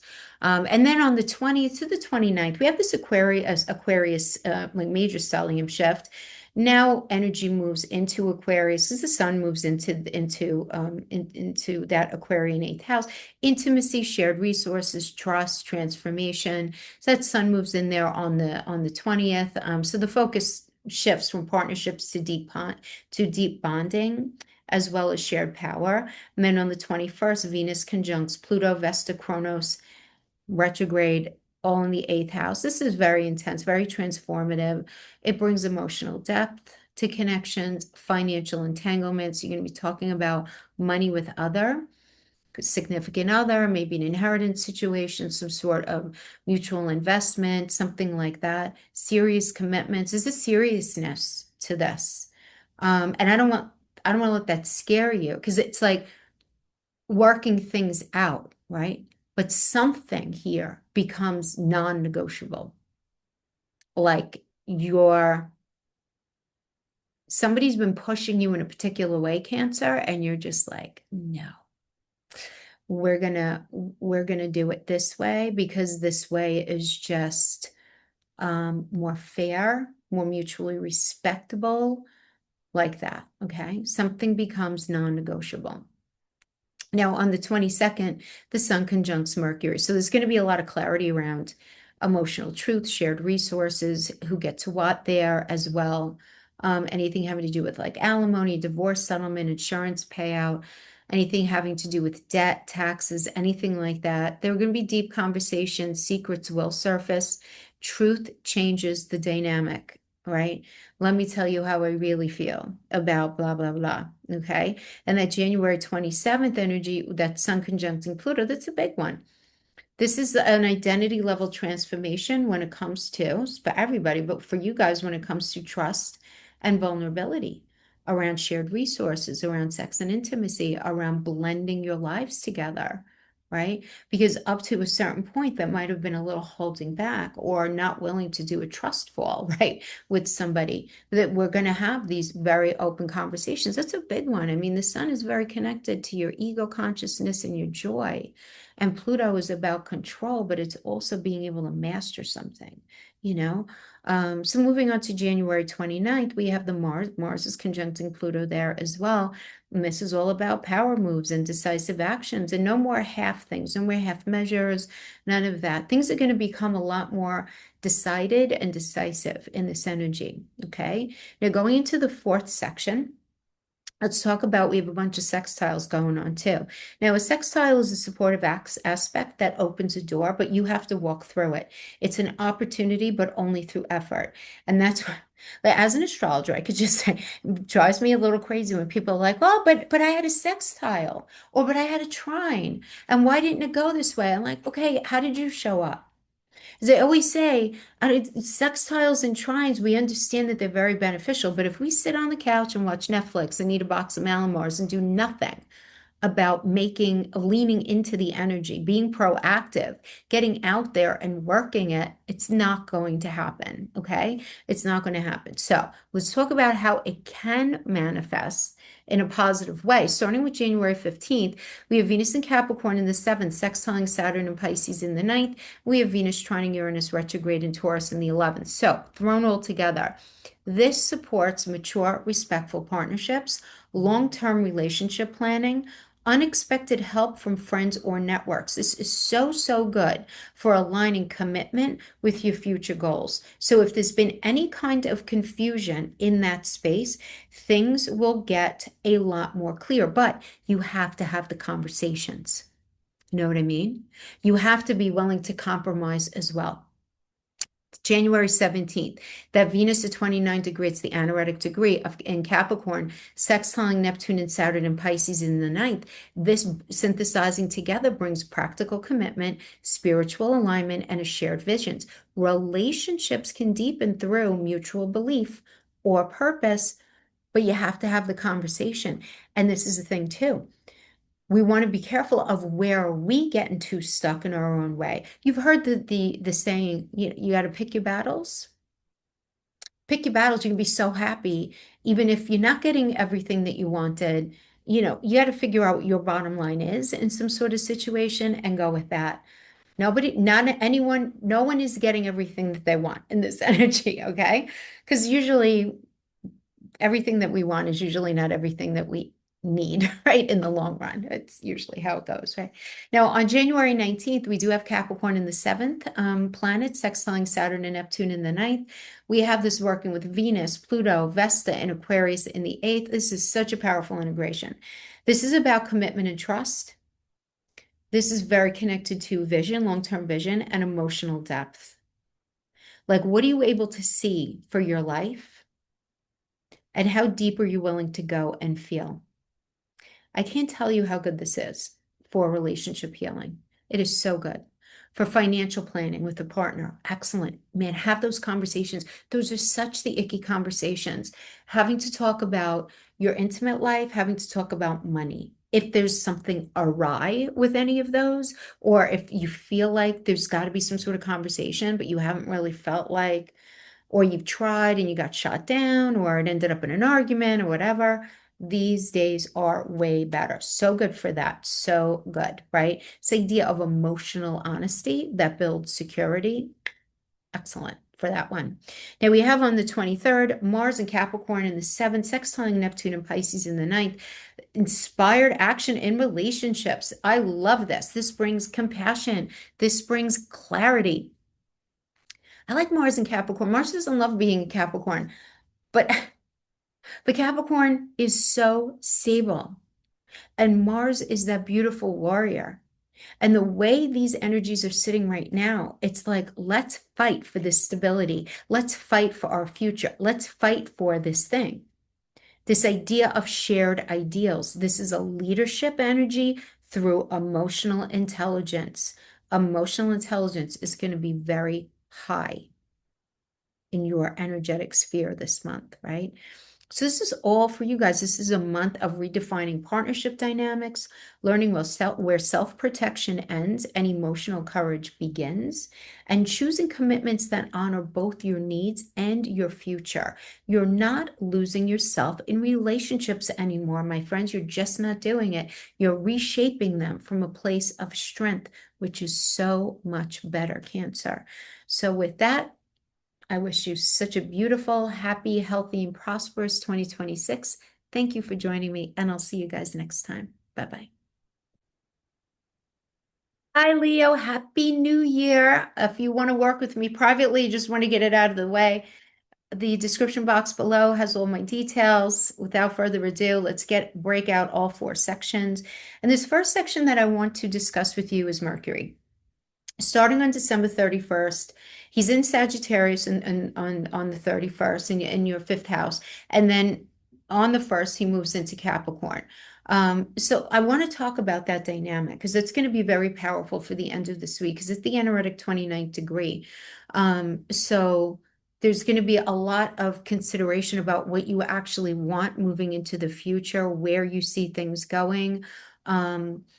This could also be very connected. All fifth house energy is falling in love, love affairs, romance, having your own business, your joy, your happiness, children, doing a lot of thinking. Some of you might have been like worried about something going on with a child or worried about conceiving, or maybe you're expecting a child and you've been kind of nervous and excited at the same time with as that, or same idea with having your own business or a relationship, right? But as it shifts, right, on the 1st, it shifts tone, and it goes this idea of creative expression and romance and dating and children and passion projects and joy versus obligation, right? That's that critical last degree. It signals a realization or conversation anyway that feels urgent, like something finally clicks and you have to say it now, right? Something is happening now. Something is manifesting now. So that Mercury square Neptune, that Neptune at 29 degrees in Pisces in your 8th house, we have the 5th house Mercury, creative ideas, love, self-expression, pleasure, squaring with the 8th house, which is all about emotional entanglements, intimacy, shared finances. It does have to do with giving birth. It has to do with psychological fog. This square can feel like romantic confusion or mixed signals, idealizing someone you're emotionally or financially tied to, creative inspiration tangled with emotional overwhelm. And at its core, this energy is asking if you're seeing this clearly. Are you seeing this person or the situation clearly? Or are you looking at everything through a lens of hope, fantasy, or fear? Right? This is just something that's going to be manifesting at the very end of the month. And then Mercury goes into Capricorn in your 6th house on January 1st. And when it goes into that energy, the focus shifts from play to practicality. Now the energy is towards work responsibilities, health routines, daily structure, productivity, and accountability. This is the moment when inspiration needs a plan. You need a plan. Okay. So for a lot of you, maybe you are having a child, or you adopted a child, or you're starting a business, or you started a new relationship, right? Once that Mercury goes into Capricorn, you can start getting a lot more practical and realistic with what it is that you have to do for this next chapter of your life. Now, the second section that I wanted, but keep in mind before we go into the second section, Jupiter, just to remind you, is not getting out of retrograde until March 10th. Now, I'm not saying that once Jupiter comes out of retrograde, everything is going to be, butterflies and unicorns. It's not about that. It just so happens that during that time, everybody's going to start to shift into their more permanent homes that they're going to be in for anywhere from the next 3 to 9 years. So everybody is still a little wobbly. Not everybody, but enough of the heavy hitters are still a little wobbly in January. That's why this is a great, great month for getting your ducks in a row. You could start something, but you might not feel 100% confident at it right away. Hold off on judgment. Hold on. Like if you're starting a new business, don't say, "Oh my gosh, this is going to fail. This is not working." Or if you have a child, oh, I'm a horrible parent. Or does you know what I'm saying? I do want to say that if you are giving birth this month, there is a very strong possibility of you experience a little bit of a challenge with postpartum depression. My friends, if you struggle with that, please, please, please don't stay quiet. There are so many resources to help. If you don't have a woman and a woman in your life who can really help you. There's a reason why we used to give birth out in the fields, and then we'd go live with our mother, our grandmother, our aunts, our female cousins for a few weeks before going back to the men. You need that nurturance. You just need it, you know. Anyway, I digress. Just because I have a lot of people in my life, a lot of clients who are actually giving birth in January, February, and March. It's like a big birth season. Anyway, having to do with the people in my life. But let's go into the second section. Hey Leo, first of all, I'm sorry about this weird sun situation. I'm trying to like position myself different ways. Nothing's working. Anyway, I do want to talk about this the full moon in Cancer for you guys in your 12th house. It brings something hidden to the surface. And that's something hidden. Those things that are being revealed to you are going to be rolling out, especially for the next 6 months. Now, that 12th house works on the same axis, Cancer, Capricorn. That Capricorn energy in your 6th house, which represents your daily work environment, your health, mental, physical, emotional, and your daily responsibilities. That 12th house is very connected to your emotions, your memory, your subconscious patterns, things that you've been carrying very quietly. Now, the 12th house is also the house of the nurse. It's ruled by Neptune, so it could also represent disease and disease. When we have a full moon energy in the 12th house, sometimes something comes to the surface that's been sort of slowly building regarding our health, right? Something will be surfacing where we start to recognize where we're self-sabotaging ourselves, where we're being taken advantage of, right? But you've been carrying these things rather quietly. So you may need in this full moon energy some solitude and rest or emotional release. You want to pay attention. Pay attention to your dreams. Pay very close attention to your intuition. This is just all about closure. It's a real emotional detox time for you. Just really preparing yourself for the next year. So it's not a one and done energy, right? So you're preparing yourself over the next 6 months to start this fresh personal beginning later in the year, right? So the 6 months, especially this, well, I don't want to say that, especially the first 3 months. And then the next 3 months after that, all the way through to September, we're really going to be going through a lot of evolutionary energy. It's going to be everyone's experience. But for you guys, this is very quiet. It's very behind the scenes. It's very connected to your subconscious. And you're just going to start to almost feel things sloughing off of you. You might even be feeling it already. But I think this is a great thing for you, right? Just being able to sort of slough it out now. I do also want to say that the 12th house is an in utero kind of energy, right? So if we're born in the first house, we're in our mother in the 12th house, or we're carrying a pregnancy in the 12th house. So the full moon in the 12th house on the third, you always want to understand that the energy's built up for about at least a week before, and then we feel it, rolling out. So I want to just share that my stepdaughter, she's a Leo sun, she wasn't she's pregnant with her first child, and she's not due till the end of the month. And out of nowhere yesterday, she went into labor almost a month early. Everybody's fine. She's fine. She's probably going to have the baby by the end of today. But it was just on Saturday that she was at my house, and I was prepping the astrology and to do the video. And she's a Libra rising. She's got a lot of heavy Leo in her chart. And I looked at her and I said, "You're not going full term." I said, "This full moon is going to do it for you." And she was like, "No, no, no." She had a great pregnancy. She's feeling great. And here we are. Less than a week later, she's going to have the baby. So, astrology doesn't lie. That's not me. That's just me understanding the astrology. But please send prayers our way that everything goes well. She's sort of in the throes of it right now. Nobody's allowed in, but we know she's having a beautiful little girl. And yeah, I mean that's a beautiful manifestation, literally a full moon in Cancer. All right, my friends, all that's what I have for you for the full moon in Cancer. Again, quiet, private, personal, deep recess of your energy, and just you slowly changing, especially over the next 6 months, just things just sort of sloughing off of you from your past that you just don't need anymore. Okay. Now, the third section I wanted to talk about are the conjunctions. So we have we're going to talk about 10 conjunctions altogether. I'm going to synthesize them so I don't bore the heck out of you guys.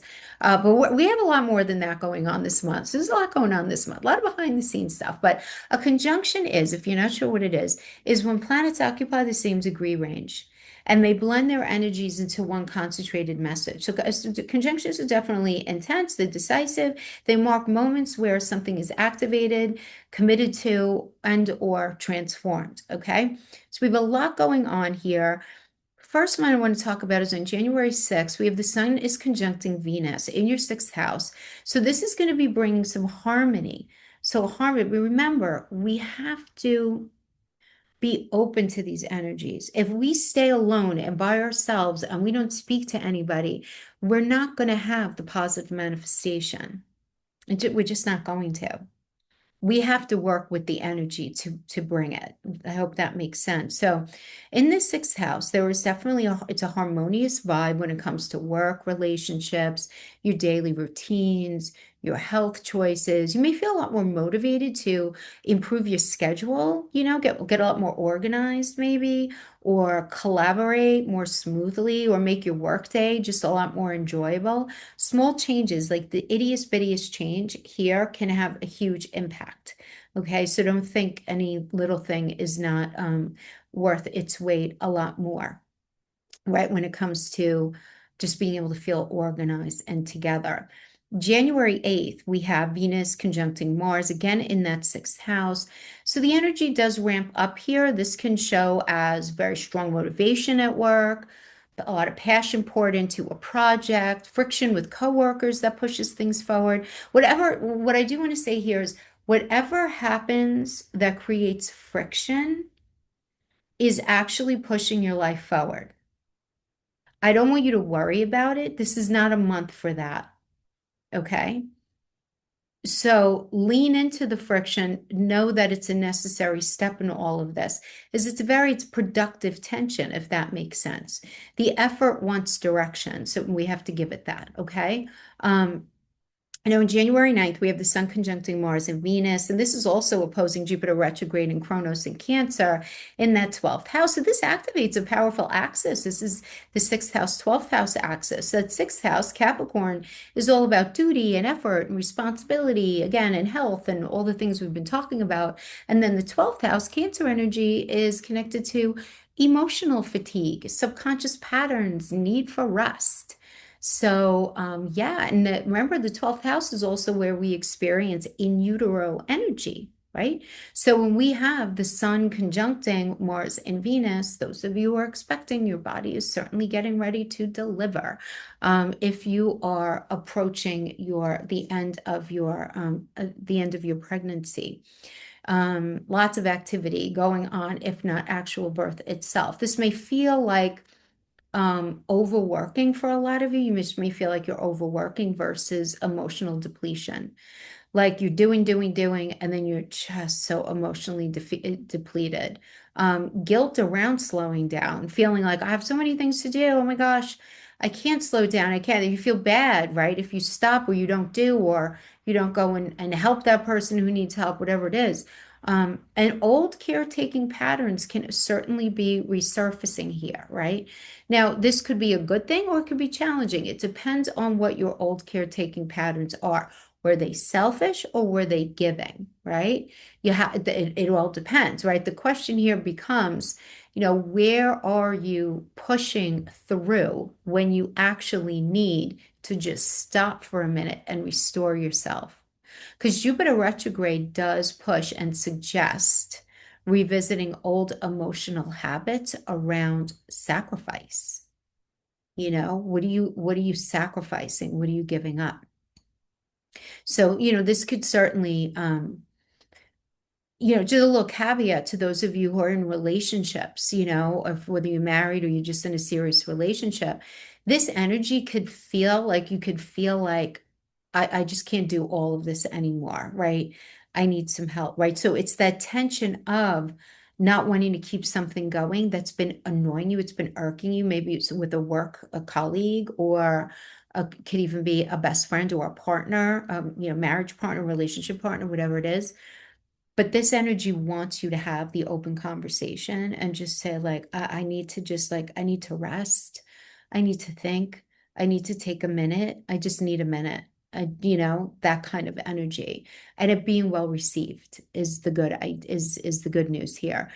Now, on January 18th, we also have the new moon in Capricorn that I do want to mention. That's in that sixth house, and it's that Mercury is also conjuncting Mars in that same space. So this is definitely a reset point for you. It's excellent, excellent for any kind of new work routine, health commitment, time management system, because that Mercury and Mars really mean decisions are being made, plans are being implemented. You're not procrastinating anymore. This is where discipline becomes super empowering. Okay.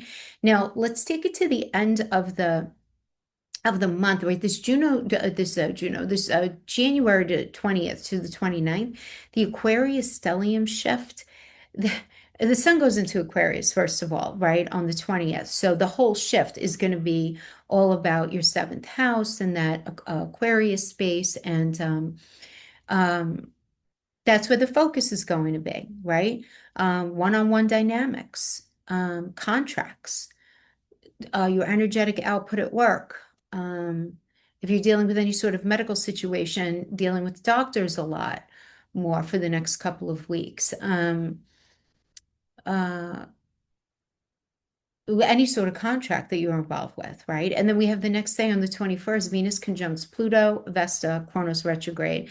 So this is with serious relationship energy for that seventh house being lit up, having to do with commitment, power dynamics, devotion, and boundaries. But I do want to say partnership deepens here, or it's redefined entirely because it can't keep going the way that it was going, right? There's got to be this line of delineation where it's like, look, this is how this is going to be working, not in a nasty way or a demanding way, but hopefully through a voice of balance, because it's seventh house, which is the house of the scales, through balance and empathy. Now, then we have the January 22nd, Sun conjuncting Mercury. Lots of clarity and communication with a partner, client, a boss. You might even have clarity having to do with your daily work, your energetic output at work, clarity having to do with a medical professional.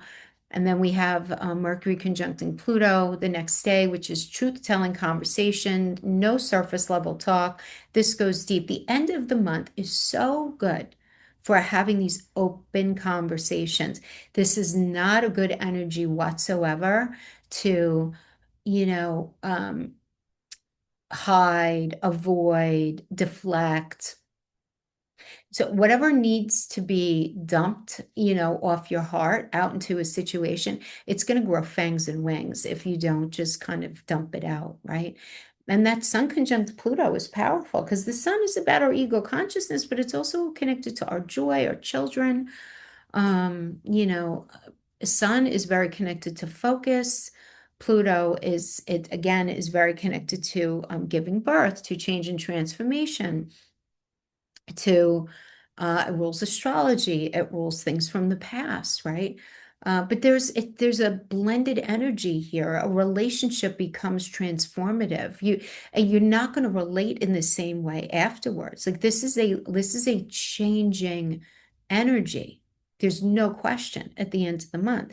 Then we have January 29th, Mars conjuncts Pluto, very decisive action.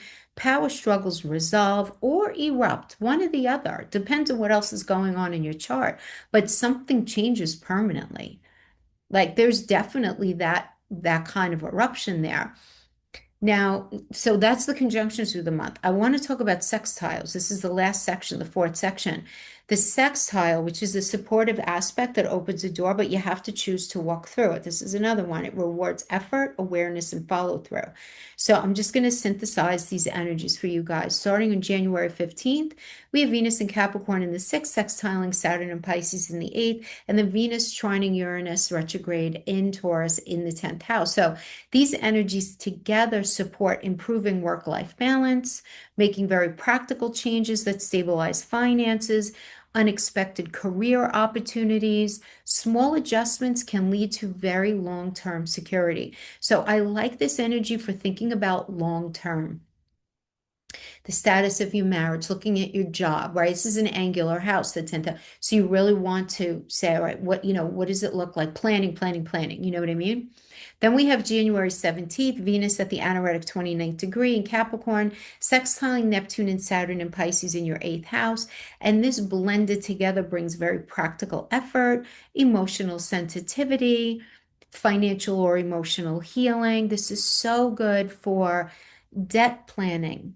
How are we going to pay off our debt? How are we going to pay for this? How is this going to work? Establishing emotional boundaries and doing any kind of healing work that's tied to trust and intimacy. So if you've been in a situation where it's like very like mine and yours, you know, even if it's been unofficially that way, you're entering this phase where whatever your deepest connections are, there's got to be a little more trust going on, and that's got to be called out. And it's such a good time to do it. Okay. I love these last couple of weeks to do it. On the 19th, we have Capricorn in that sixth, sextiling Saturn and Neptune in the eighth, with Venus, Pluto, Vesta, and Aquarius in the seventh. So bringing all of these energies together, integrating them, you're aligning your daily responsibilities, your emotional commitments, your relationship priorities. Organize, organize, organize. This is so great for creating some sort of sustainable partnership structures, whether it's within your most important romantic involvements, having to do with work, having to do even with friends, just organizing your life, right? Just again, not to be a broken record here, but so good for organizing your life. Now, on the 23rd, we have Mars and Capricorn in the sixth, sextiling Neptune and Pisces in the eighth. Very inspired, compassionate energy. You'll likely feel very motivated to be very loving and giving. So you're going to want to heal something emotional. You're going to want to help others, work towards some sort of meaningful goal. This effort is completely guided through intuition. So don't ignore your intuition, okay? Leo, you don't want to do that, right? So just in general, January for you guys is about rebalancing work and your emotional health, turning discipline into self-respect, really, and redefining how you show up in relationships. Because what you guys are learning is that consistency in something is power, and that caring for yourself makes everything else in your life so much stronger. Okay, my friend. So that's what I have for you. I hope you have a beautiful and blessed 2026, and I'll see you guys next time. Take care, Leo. Bye-bye. Hey Virgo, Happy New Year. Before we get into the weeds of January, if you want to work with me privately, all of my details are in the description box below. Please remember to like, subscribe, and share if you feel moved to. Let's talk about January. So I want to start by discussing Mercury. This is the section number 1, right? We're going to talk about 4 sections. So section 1 is Mercury. I want to discuss, it was a real change in his energy. On the 31st, he's at that anaretic 29th degree on New Year's Eve in the sign of Sagittarius, and it's squaring Neptune at 29 degrees in Pisces. And so this squaring energy, is something that we just want to be very mindful of before we get into the new year, right? For you guys, that Sagittarius energy falls in the 4th house, and the story that's being framed here coming into the year is about home and family matters. It could be a living situation, your emotional foundations, right? Very connected to that Cancerian 4th house energy, your inner security.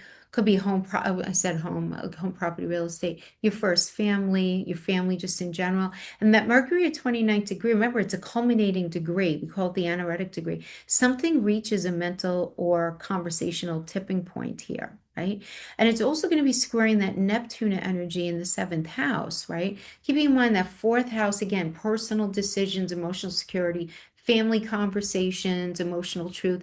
And the 7th house has to do with partnerships, relationships, blurred boundaries with others as well. So this particular square can feel like some confusion between your needs and your partner's expectations, or your needs and a boss's expectations. Um, or your needs and what it is that you do, your energetic output at work each day. There can certainly be some mixed signals in this energy. So I just want to call that out. So if you're feeling that way, it's very on brand for the energies that are going to be happening at the very beginning of the month, right? Especially in close relationships, wanting emotional clarity, but ultimately feeling like you're getting nothing more than ambiguity. So that's the way the like December is ending. That's the way you may be feeling this week, right? And so the question here is, are you prioritizing peace or avoiding truth at home or in a relationship? Is there avoidance happening and choosing not to really look too deeply at something? Okay. As we start the new year, though, on January 1st, we have Mercury moves into Capricorn in your fifth house. And as Mercury moves into Cap, the focus shifts from emotional security to self-expression and creation. So creative projects, romance, children, joy, pleasure, risk. Your thinking becomes a lot more intentional. What am I building that actually brings you meaning and satisfaction versus what are you wasting time at? Is there procrastination going on? And really being able to actively call yourself out because it will come, if you're open to the energy, it will become very obvious to you. So, Virgo, for you, the full moon in Cancer on January 3rd is going to be in the 11th house, which is all about friendship, community, long-term goals and gains, especially over the next 10 to 15 years, are very much highlighted. This is a group dynamic, some sort of group dynamic for you guys reaches a turning point. You may feel more connected to certain people, ready to step back from others, figuring out way you could shake the dead wood off the tree when it comes to the groups that you're involved in. And this full moon is asking you if your friendships support who it is that you're becoming. And if not, what needs to be done about it. This is also a really powerful time to realign your future dreams with your emotional truth. What really genuinely matters to you. And looking at family and friendships and your work, looking at all of these things. Now, this could be for many of you very connected to your children because the 11th house Cancer energy works opposite the fifth house Capricorn energy. And the fifth house is your children. It's new relationships. It's entrepreneurial efforts. It's your joy. It's your ability to take a chance on things, right? That fifth house energy is sitting, I'm not going to say tension in a bad way, but it's more like tension having to consider. Right? So you're making these changes in that 11th house. Things are changing, but you're considering your children, maybe a new relationship, maybe your overall happiness. You're trying to figure out what is the right step for you next. This is very important. It's a very pivotal and fork-like next 6 months for you guys that I really don't even need to discuss because you're probably feeling it already. You're feeling it build.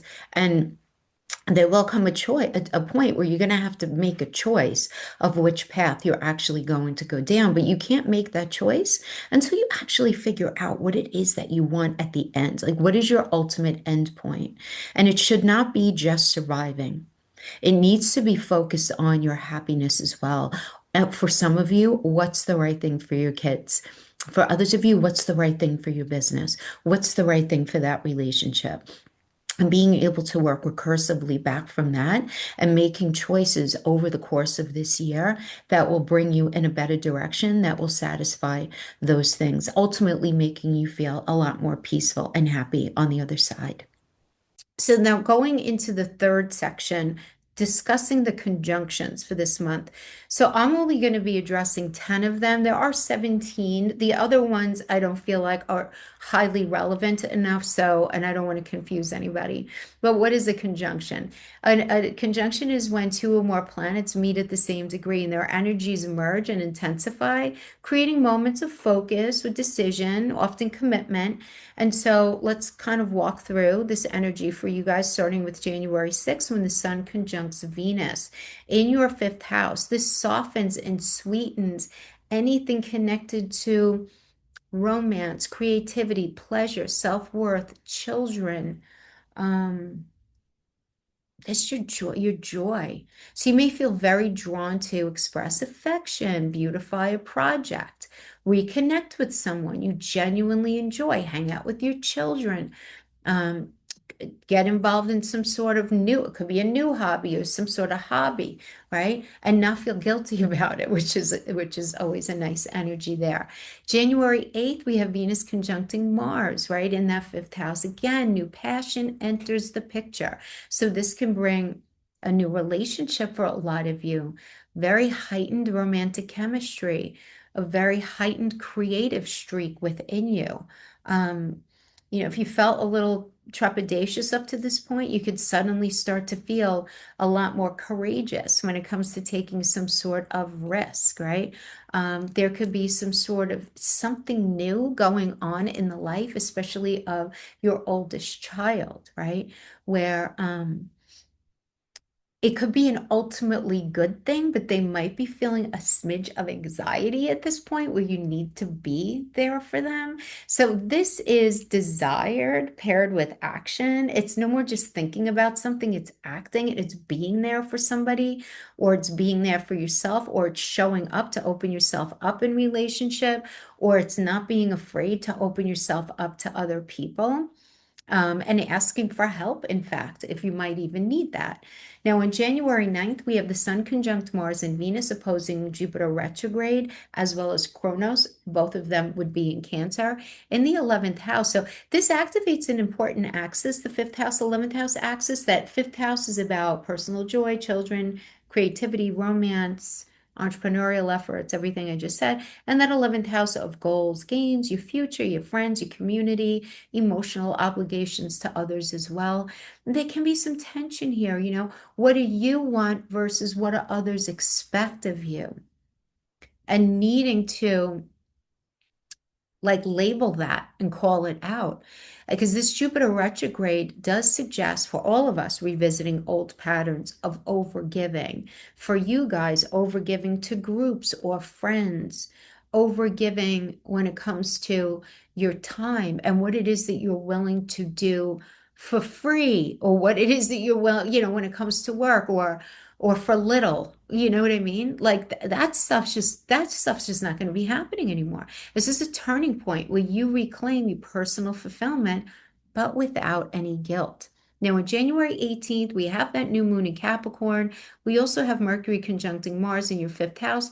And I love this energy together. This is fresh start energy.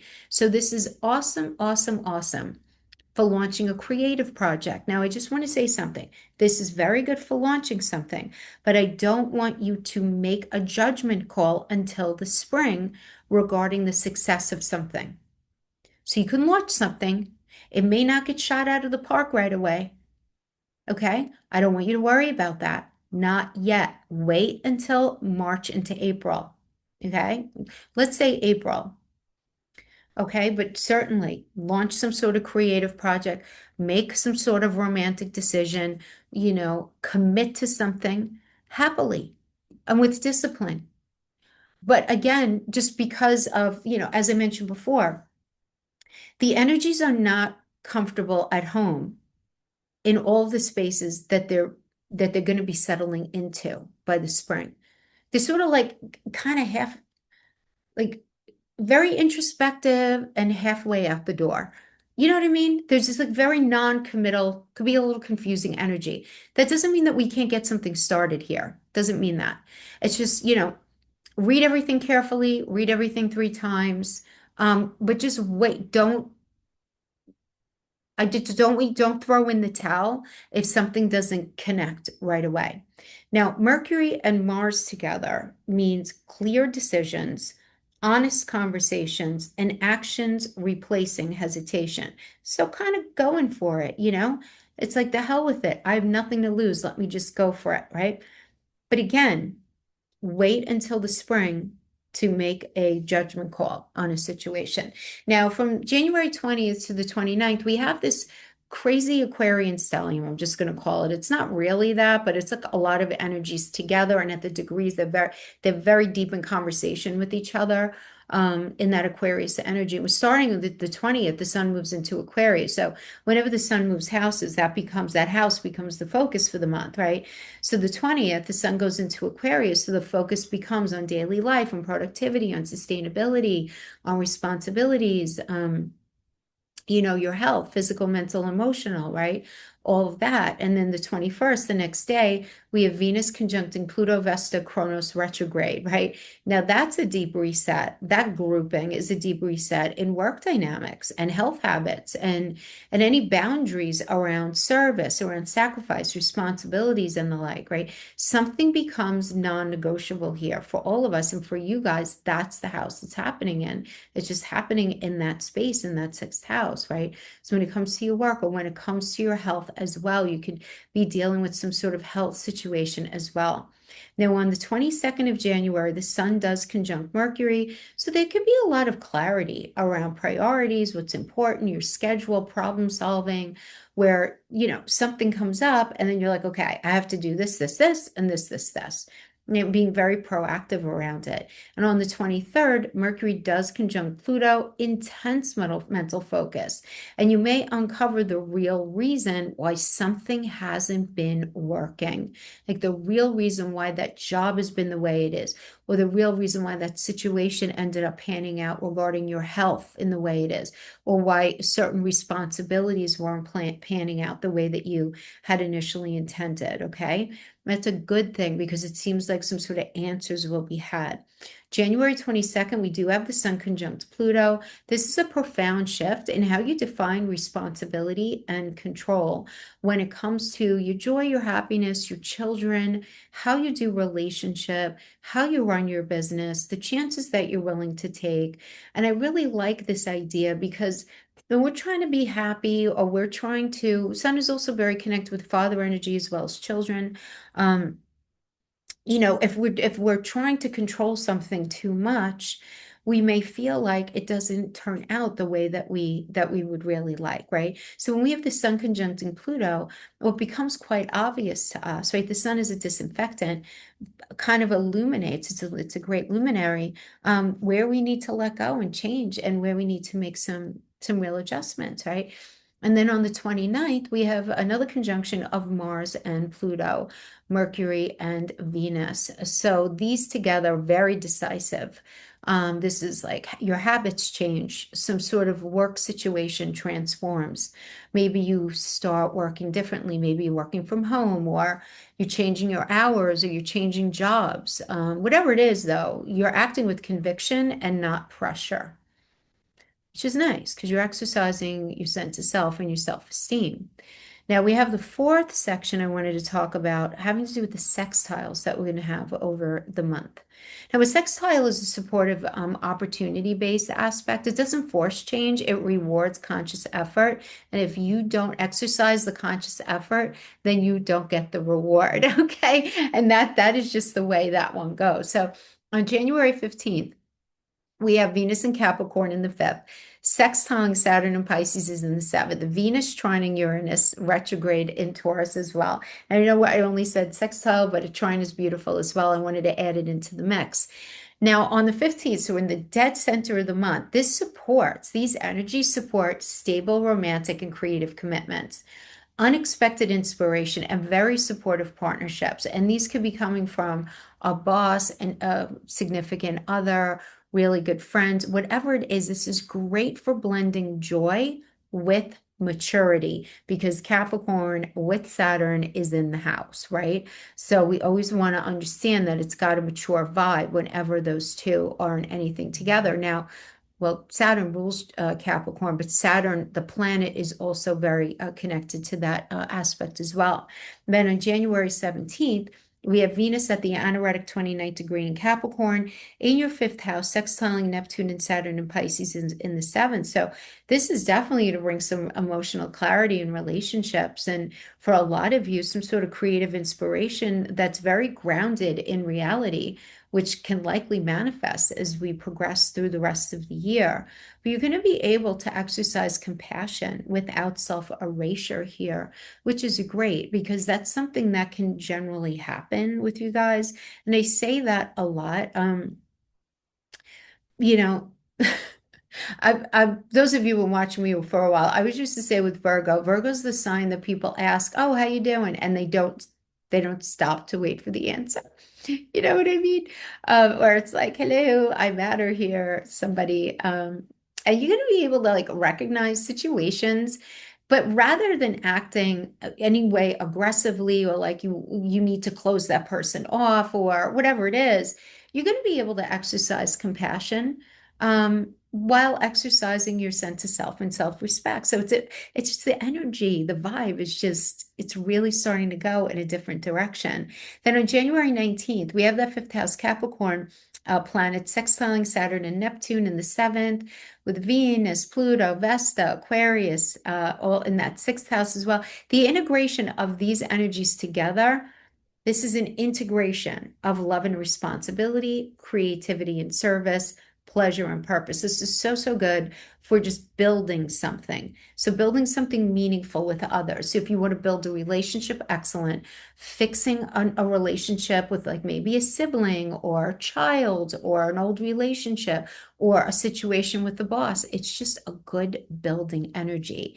And then on the 23rd, we have the Mars goes into Mars and Capricorn rather in the fifth, sextiles Neptune and Pisces. So this is inspired action. You act from a place of your intuition, through compassion, creative courage. This is a very heart-led discipline for you guys. Okay, so in general, this month is about reclaiming your joy without feeling guilty and letting creativity become structured and sustainable and transforming how you give your energy. Whether it's romantically, creatively, daily, whatever it is, you are learning that joy and happiness and peace, it's not a luxury for you guys. It's fuel. You need it. This is so important for you guys to understand right now. Hopefully you do. All right, my friends, that is what I have for you. I hope this was helpful. I'll see you guys next time, and Happy New Year. Happy New Year, Virgo. Bye-bye. Hi, Libra. Happy New Year. I hope you guys are great. Before we get into the weeds of January, if you are interested in working with me alone, all my details are in the description box below the video.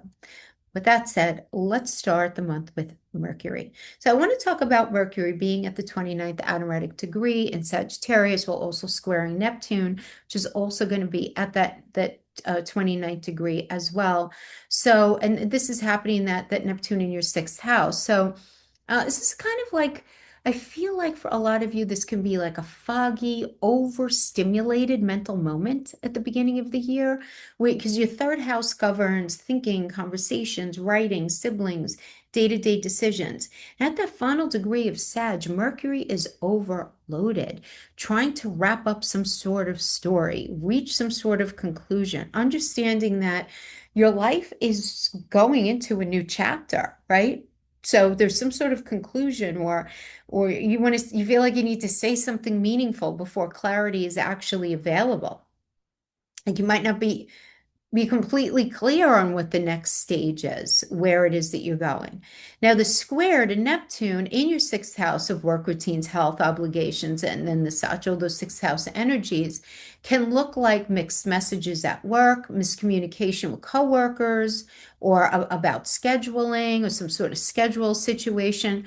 This could also indicate mental exhaustion or burnout, wanting to escape responsibilities rather than deal with them. So the best advice here at like for New Year's Eve, like the 31st going into the 1st, is don't force any kind of conclusion. Just let everything breathe for a minute, right? And then overnight, going into January 1, Mercury moves into Capricorn in that fourth house, and your mind shifts from what's going on out there to internal, home, family, emotional security, private decisions, long-term foundations. This is the beginning of a serious internal planning phase. You're thinking about where you belong, what feels stable, and what needs change and restructuring in your personal life. So that's all going to be going on just in general in that very beginning. Now, section 2. So for you, Libra, especially Libra rising, this full moon in Cancer is happening in your 10th house. It's an angular house. It's the highest house in your chart. It's very connected to career, reputation, your standing in the world. It's also the house that represents the manifestation of mother energy. And you want to remember that this full moon, or any full moon, never works alone. It always works with its partner.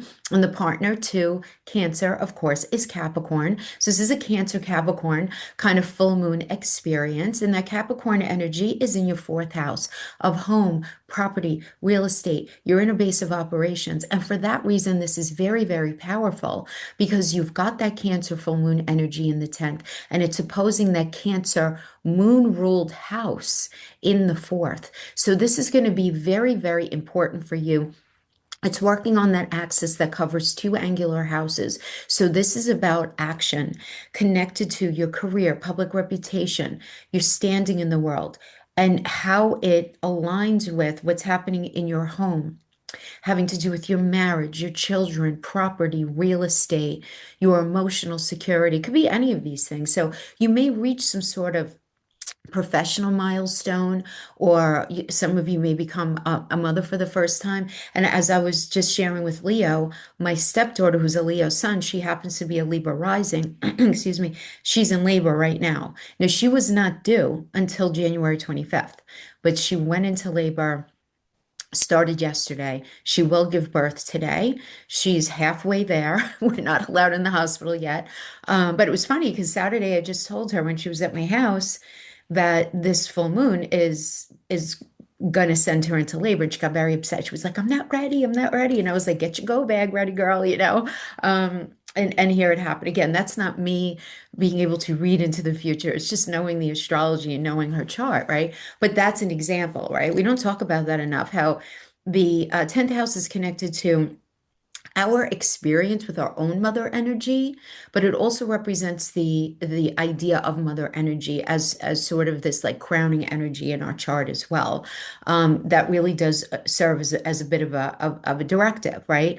But you're going to be realizing, with that. And a lot of you are men, obviously, it's not going to resonate with you. And a lot of you are older, past like me, past the age of having children.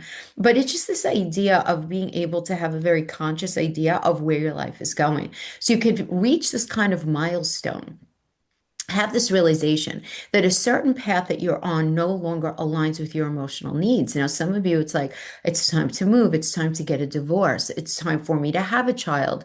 It's time for me to get a new job. It's time, whatever it is, this recognition can come now, but so can the clarity about what that successful manifestation could look like as well, with greater clarity than you've been able to have up to this point. As this moon does balance out your ambition, 10th house, with your personal fulfillment, which would be that fourth house energy, it does balance that out. So if you're in any kind of situation that you're not able to feel that, where you're feeling the lack, and it's kind of just a hole that's never going to be filled up regardless, right? Because of the situation you're in, you're going to have that motivation and clarity to make the necessary changes that need to happen for you to move forward with your most authentic self. Because you want to remember now that 10th house, the highest house in anybody's chart, that is your emotional classroom this entire year. So you're not going to be able to compromise on that. And the good thing is you're not going to want to. You're just not going to want to, Libra. I wish you guys the best with that. Now, the next section I wanted to talk about are the conjunctions. We have so many, more than I'm going to discuss. I'm only going to discuss 10. But what are conjunctions? Conjunctions happen when planets occupy the same degree or sign. And I want you to think of them as energies merging. They intensify, they're inseparable, and they focus on themes of whatever house that they're in. So since they're in the fourth house, this is going to be a lot of focus on rebuilding your emotional and foundational life from the ground up. You guys are going through a lot of transformation, you just are, and you've been whatever. I feel like we've been talking about this for a while, but this is different. This is a different level, okay? January 6th, we have the Sun conjunct Venus and Capricorn in the fourth. This softens things. So you might feel a desire to beautify your home.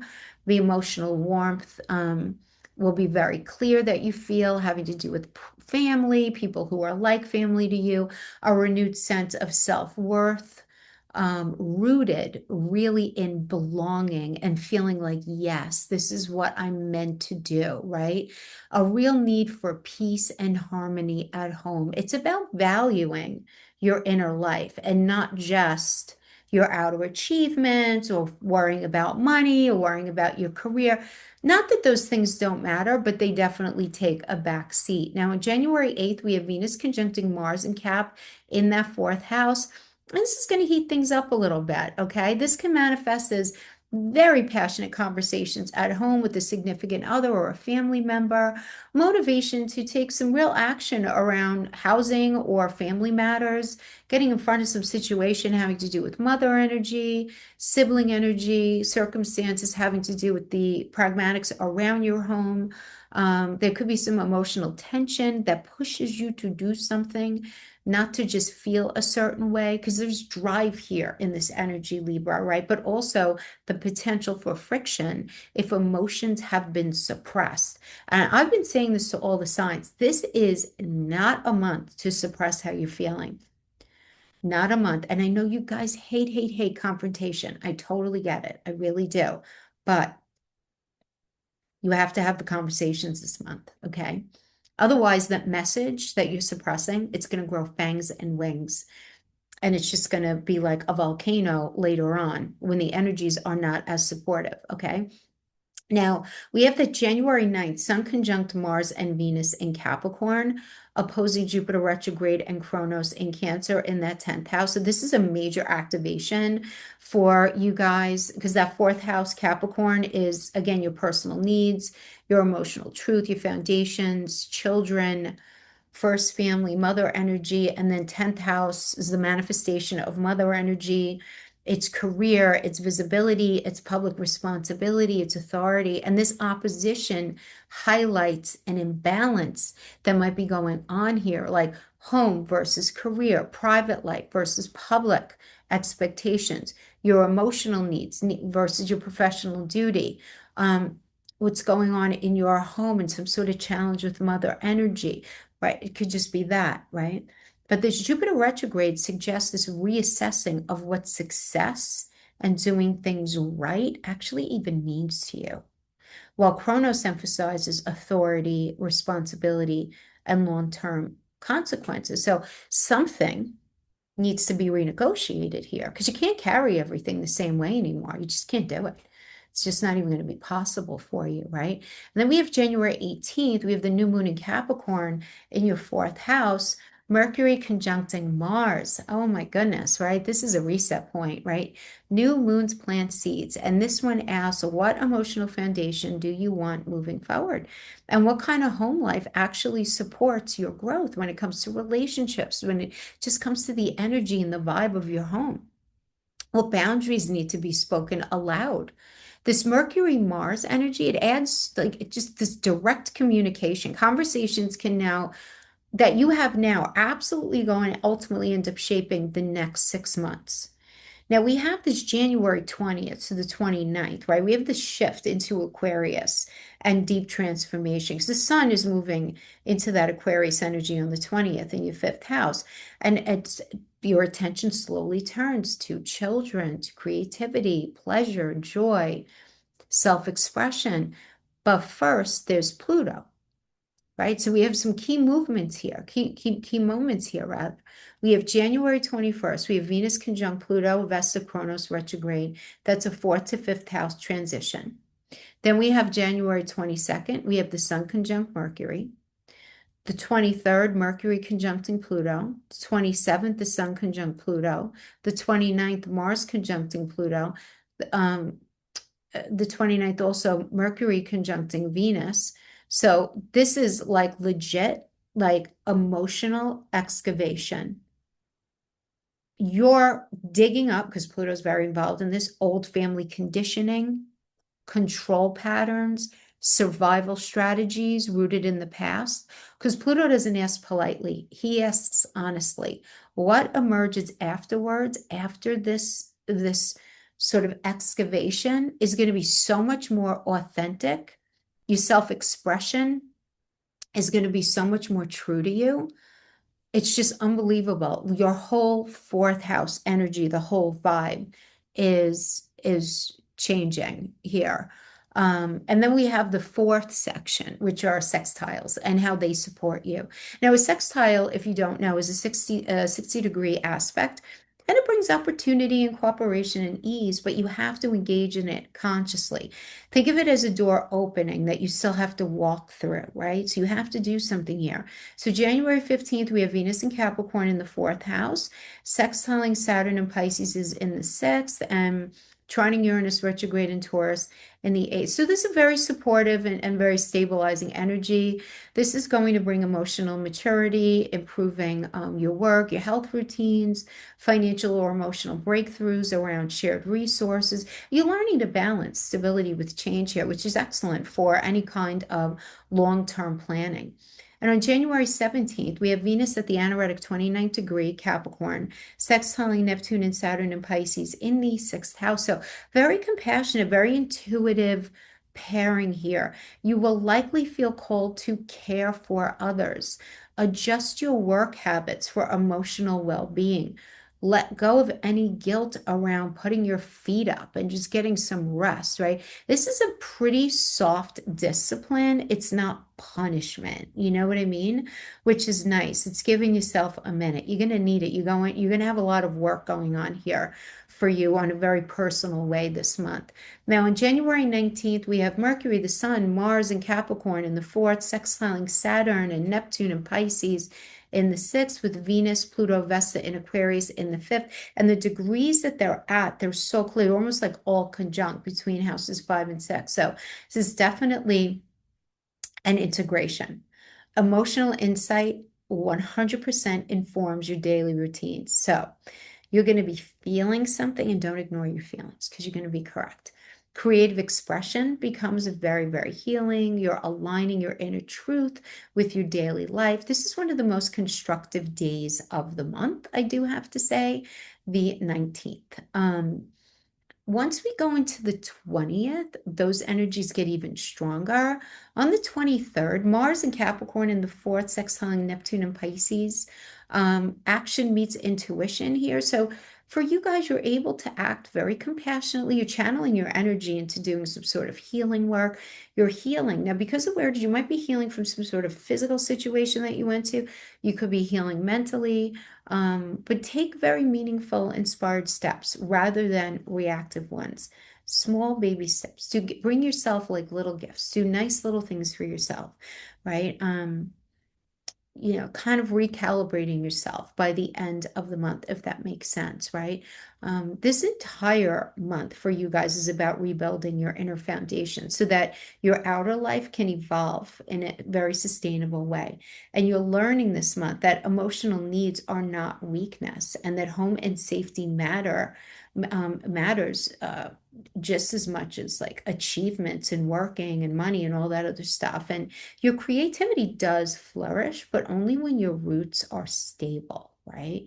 You have to feel a sense of stability in your life before really being able to feel the allowance of that creativity, right? So I hope that makes sense for you guys. Thank you so much for hanging out with me. See you next time. Bye-bye. Hi, Scorpio. Happy New Year. I hope you guys are doing amazing. Before we get into the weeds of January, I just want to remind you, if you want to work with me privately, all my details are in the description box below the video. All right, Scorpio, I actually want to start with Mercury, 29 degrees, Sagittarius, right before, like right on New Year's Eve, going into it moves, Mercury moves into Capricorn on January 1st. But there's going to be this shift, and you're going to feel it from mental fog to mental discipline, which I think is going to be quite nice for you. Now, this is a tricky end of the year mental moment for you because it's working between your second house and your fifth house.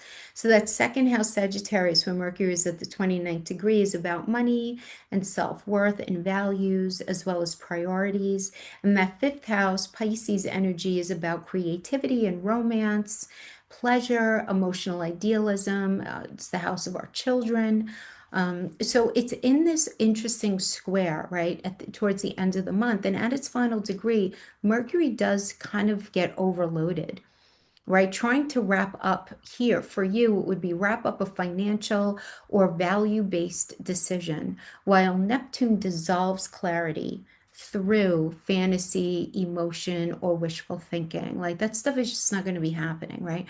So what can this look like, right? Confusion around money you're spending could certainly happen at the end of the month, begin into the beginning of the month. Over idealizing a creative or a romantic situation, right? Having a really hard time being very like legit, serious, like in reality, having to do with either a romantic relationship or a circumstance going on with one of your children, or a situation having to do with your own business as well. There could be some difficulty separating what feels good from what's actually sustainable. And on December 31st, this is a much better, it's better for reflection rather than final decisions. You don't want to be like, I'm out of here. I mean, you don't need to do that. It's just a good time for just some honest reflection. And overnight, into January 1st, Mercury moves into Capricorn, into your third house. And again, the very noticeable shift where your thoughts become more structured and conversations get more serious, and you're ready to plan, you're ready to organize, you're speaking with intention here, right? So for you guys, this begins a very long stretch from what I can see, just again, these are general messages from your chart that I'm looking at of mental discipline and reworking how you think, how you communicate, how you learn, and how you make daily decisions. Scorpio, for you guys, the full moon in Cancer on January 3rd is happening in your ninth house. So the Cancer energy is in the ninth house, working opposite the Capricorn energy. This is a full moon in Cancer, but it's happening on the Cancer-Capricorn axis. So we have to also recognize how Capricorn is playing into this as well on the ninth house, third house axis. So, to begin, your beliefs, education, travel, the idea of travel, potential travel, dealing with foreign land, foreign entities, any kind of legal matter. Ninth house also rules politics, religion, higher education, higher mindedness, publishing, marketing, advertising, getting something out there to the world. It also happens to be the manifestation of father energy. So something reaches this emotional turning point. And with the tension coming from the third house of communication, of the way that we think, of our neighborhood and our neighbors, our extended family, the way we learn, the way in which we learn, you're going to be changing how you see the world. You're going to be changing how you see things, how you learn things, how you communicate things. And um, this is a big idea to understand for you guys, right? Because you're committing more deeply to some sort of philosophy or some sort of path that's a lot more meaningful. And this moon encourages you to trust that inner energy, to trust your inner compass, even if it leads you somewhere unfamiliar. And for some of you, it may. Because working from that ninth house in opposition to the third from your neighborhood, you might be moving. You might be getting a new home. You might be getting new neighbors. Not only changing the way that you communicate, not only changing the way that you think, but it's realizing that if you want to grow, ninth house, there's this tension coming from the third house. It may require a tweaking to how it is that you see things, to how it is that you communicate, to how it is that you speak, to how it is that you engage with people. But it can tell you that you're being pushed to take a chance on something, changing the way that you see things, changing what it is that you've been wanting to do but not willing to do up to this point, that you recognize as this year rolls out that you're going to need to take that chance, but you're going to feel a lot more supported. So you're going to feel a lot less afraid, right? Compared to what it is that you've been feeling up to this point. So in this way, definitely a growth year for you guys. No question about it. I wish you the best with this. It looks good for you. Now, the section 3 that I wanted to discuss with you guys are the conjunctions. We have so many of them going on this month. I'm only going to address 10. I think there are about 17 or 18 actually going on in truth, but we're not going to get into the weeds of those. They'll only just confuse you. But a conjunction, for those of you who don't know, happen when planets occupy the same sign or degree and they blend their energies, intensifying the focus of whatever house that they're in. So for you guys, this is going to be in the third house of communication, siblings, extended family, thinking patterns, decision making, learning, boundaries, and conversations as well. Okay, so this is going to be a very profound energy for you guys. On January 6th, that Sun conjuncts Venus in Capricorn in that third house. And this is a softer time. This is a softer transit. You may notice more pleasant conversations, easier negotiations. Conversations are easier. There's a real desire to smooth over any sort of misunderstandings, feeling appreciated for your ideas or your voice or what it is that you're doing or you bring to the table, or any sort of epiphanies or realizations that you bring to other people about yourself, about your life, about things that could be healing, right? And ideas that could be more blending, right? But it's also a great day for writing, reconnecting, speaking from the heart, right?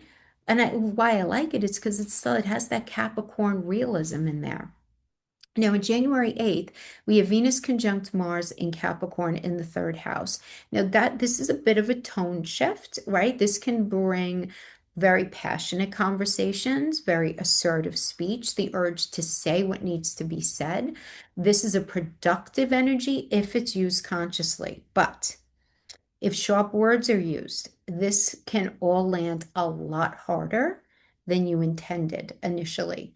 So you should feel motivated to take action through words, but mind like the tone in how you say things, just because of this energy in your chart right now things could land a little crooked. So you just want to be a little mindful of that, okay? Now, on January 9th, the Sun does conjunct Venus and Mars in Capricorn, opposing Jupiter retrograde and Kronos in Cancer in the ninth house for you. So this is a big mental crossroads for you guys, right? The third house is all about facts and logic and daily communication, and the ninth house, Cancer, is about beliefs, truth, worldview, emotional conviction. So you could feel a little pulled, right, in this energy, a little bit of a push-pull between what makes sense for you and what feels right. Speaking up versus staying emotionally safe, or reevaluating beliefs you once stood for, and you felt very firmly behind, versus, where do you maybe need to loosen your grip in that area. Now, Jupiter retrograde does ask you to question your philosophy, while Kronos adds weight to that. He adds weight, he adds responsibility, he adds long-term consequences. So words spoken now, for you guys especially, really matter. They shape your future direction. So I'm not over speaking this. Have the conversations, but please, please, please be super careful with how you're saying things and what you end up saying, because your words will land harder. You don't want to burn any bridges, okay? Now, January 18th, we have the new moon in Capricorn in the third. We also have Mercury conjuncting Mars. So this is very much of a mental reset for you guys. Remember, new moons plant seeds, and this one is asking you to really answer some questions. How do you want to communicate going forward? What mental habits are you committing to? And what conversations need to begin or end? Like, you know what I mean? Like, people you're speaking to, who haven't you spoken to for a long time? Or who do you have like stuff, right? Where there's some sort of static in your relationship? Or who are you still talking to that you need to just like, you need to take out the garbage, and not talk with them anymore, right? Very subjective thing. And that Mercury Mars gives a lot of courage, gives a lot of clarity. So it's a great time to set intentions around learning and around writing and initiating.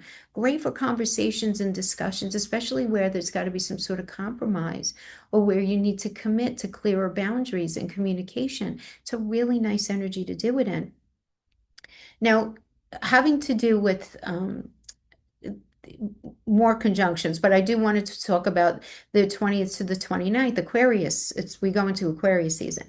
So Aquarius shifts, and then we have some deep mental transformation that's going on here, dealing with Pluto as well, right? So there's, the sun moves on the 20th into Aquarius in your fourth house, home, emotional security, that inner life. But first, Pluto brings a lot of depth. So pay attention we're going to do a run through of January 20th. So the 21st, Venus conjunct Pluto, Vesta, Kronos retrograde, fourth house. January 2nd, Sun conjunct Mercury, 23rd, Mercury conjunct Pluto, 27th, Sun conjunct Pluto, 29th, Mars conjunct Pluto, 29th, also Mercury conjunct Venus. So together, very deep psychological and emotional restructuring. And you will likely be uncovering some sort of like old family conditioning, a way that you've been, not because you chose to, but because it's like learned behavior over time.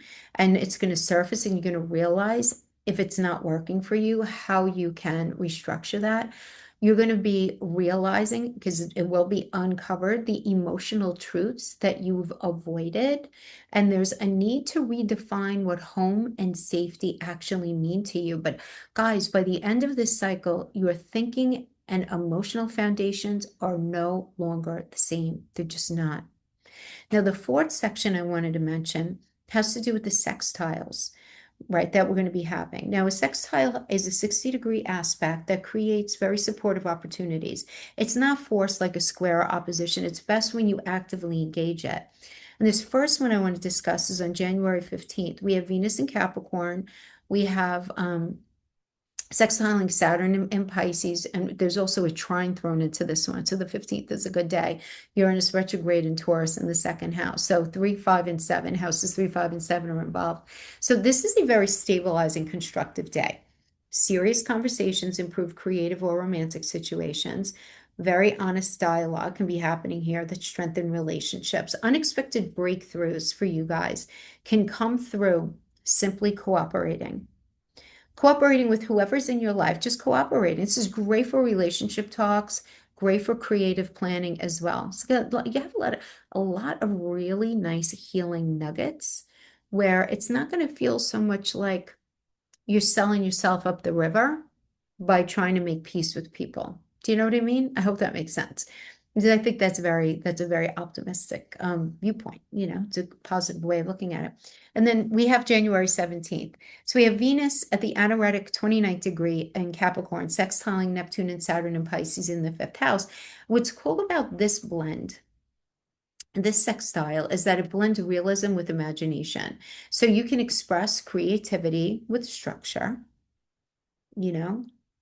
your imagination, what it is that you really want, with some sort of practical edge to it, right? So it's not about not dreaming. It's not about not being creative. It's about doing it, but doing it with structure, with realism, bringing compassion into conversations. Super important here. And balancing emotional sensitivity with maturity. So it's just saying what you want to say because you're feeling hurt, or you're feeling emotional, you're feeling whatever it is at the moment, right? It's such a beautiful, beautiful day for some sort of heartfelt but grounded conversation that's necessary to have, okay? Now on January 19th, we have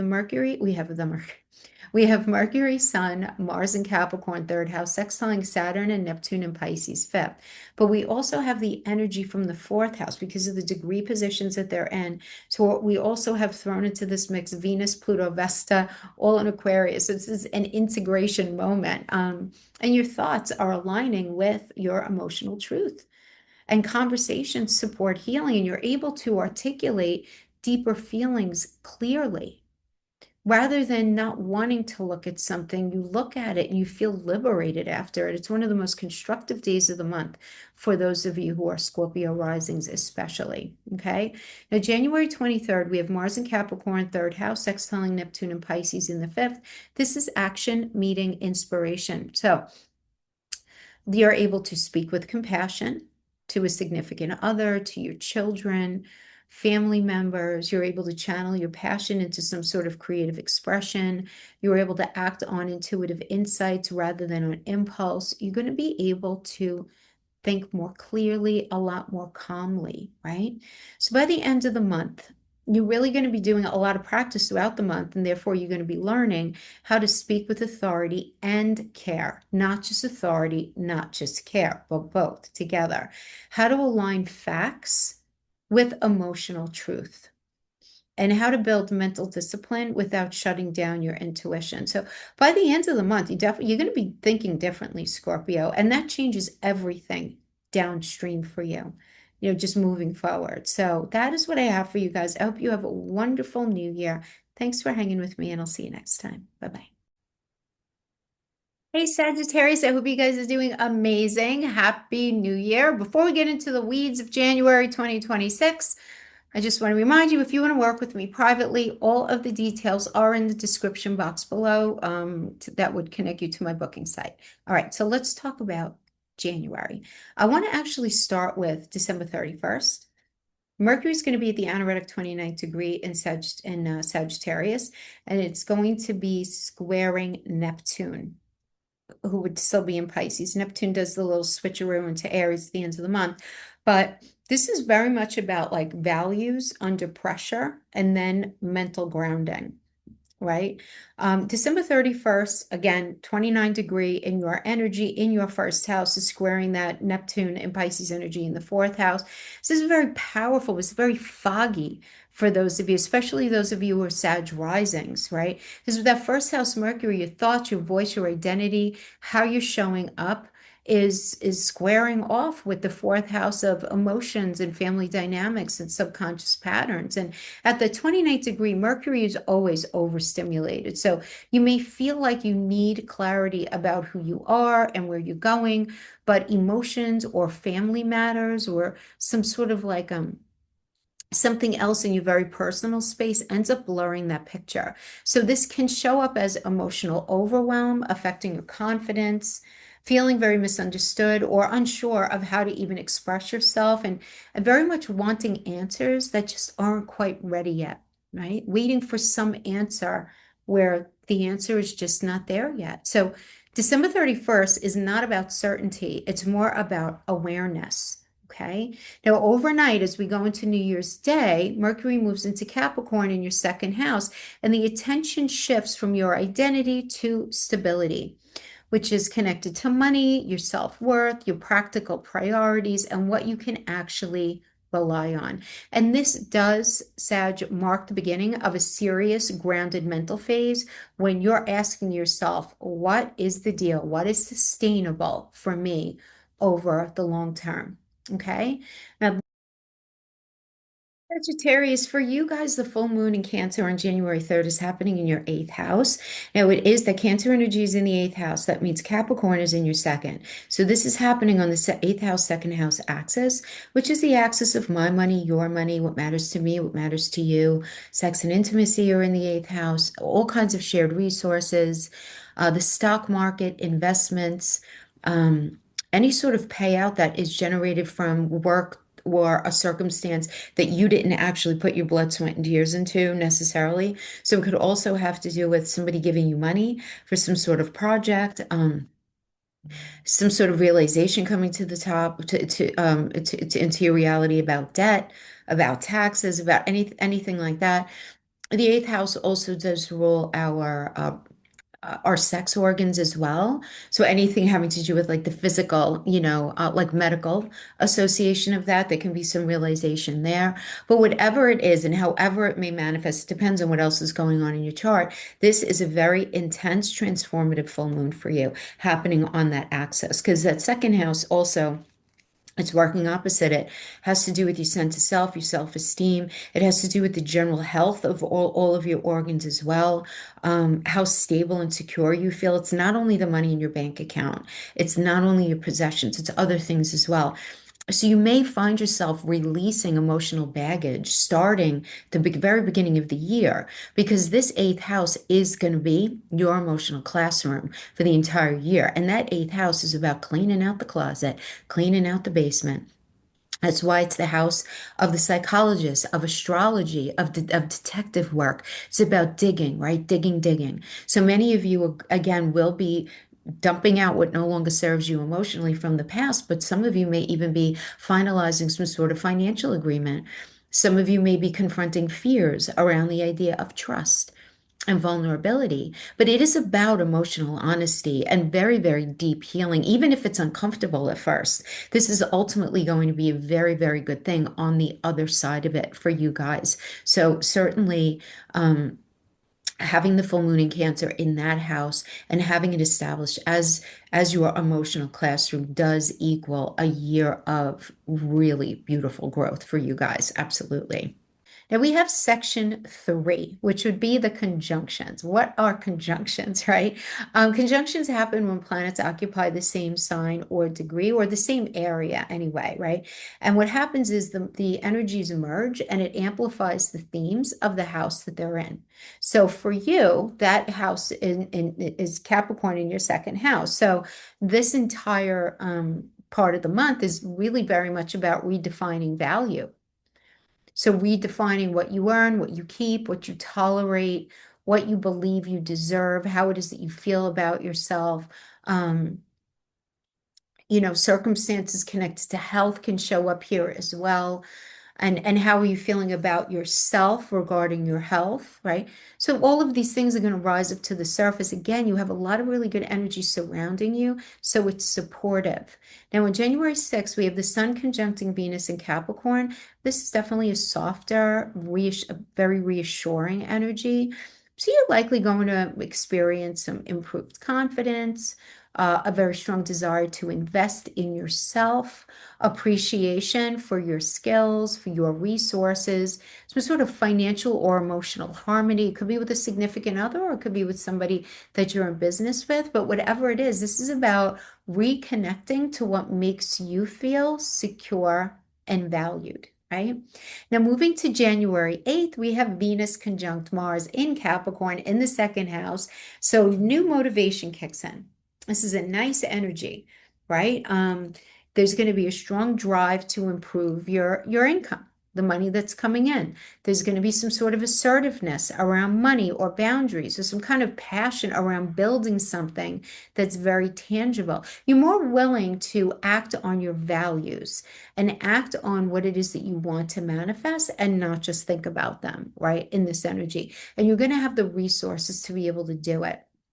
Now, on January 9th, the Sun conjuncts Venus and Mars in Capricorn, and this is opposing Jupiter retrograde in Kronos in the 8th house. So this is a major worth versus entanglement moment because it's got that second house of your money, your values, your self-reliance, and that 8th house of shared finances, emotional debt, power dynamics. So Jupiter retrograde asks you to reevaluate what you've been giving too much of.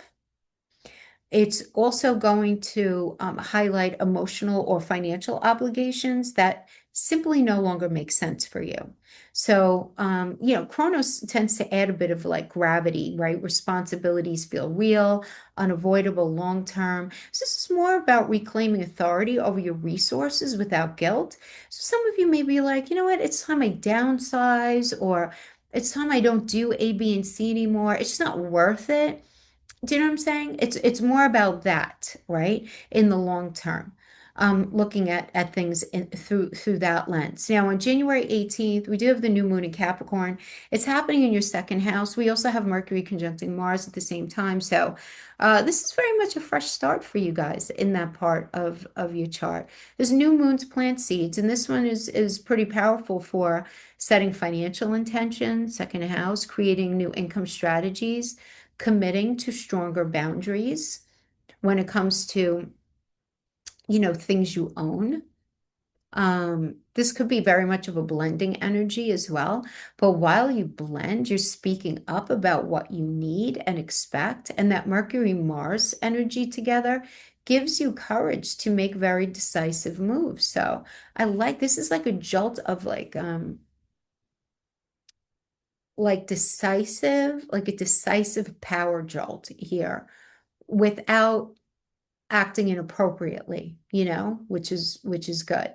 Now, from January 20th to the 29th, we have this Aquarius shift and we have deep mental rewiring going on here for you. And for all of us, the 20th brings the sun moves into Aquarius, right? So we start beautiful Aquarius season. That's going to be in your third house. So whenever the sun moves into a new house, that becomes the focus for the next month. So, the focus gets turned onto thinking patterns, communicating, learning, everyday choices, doing business as. It is one of the contract houses.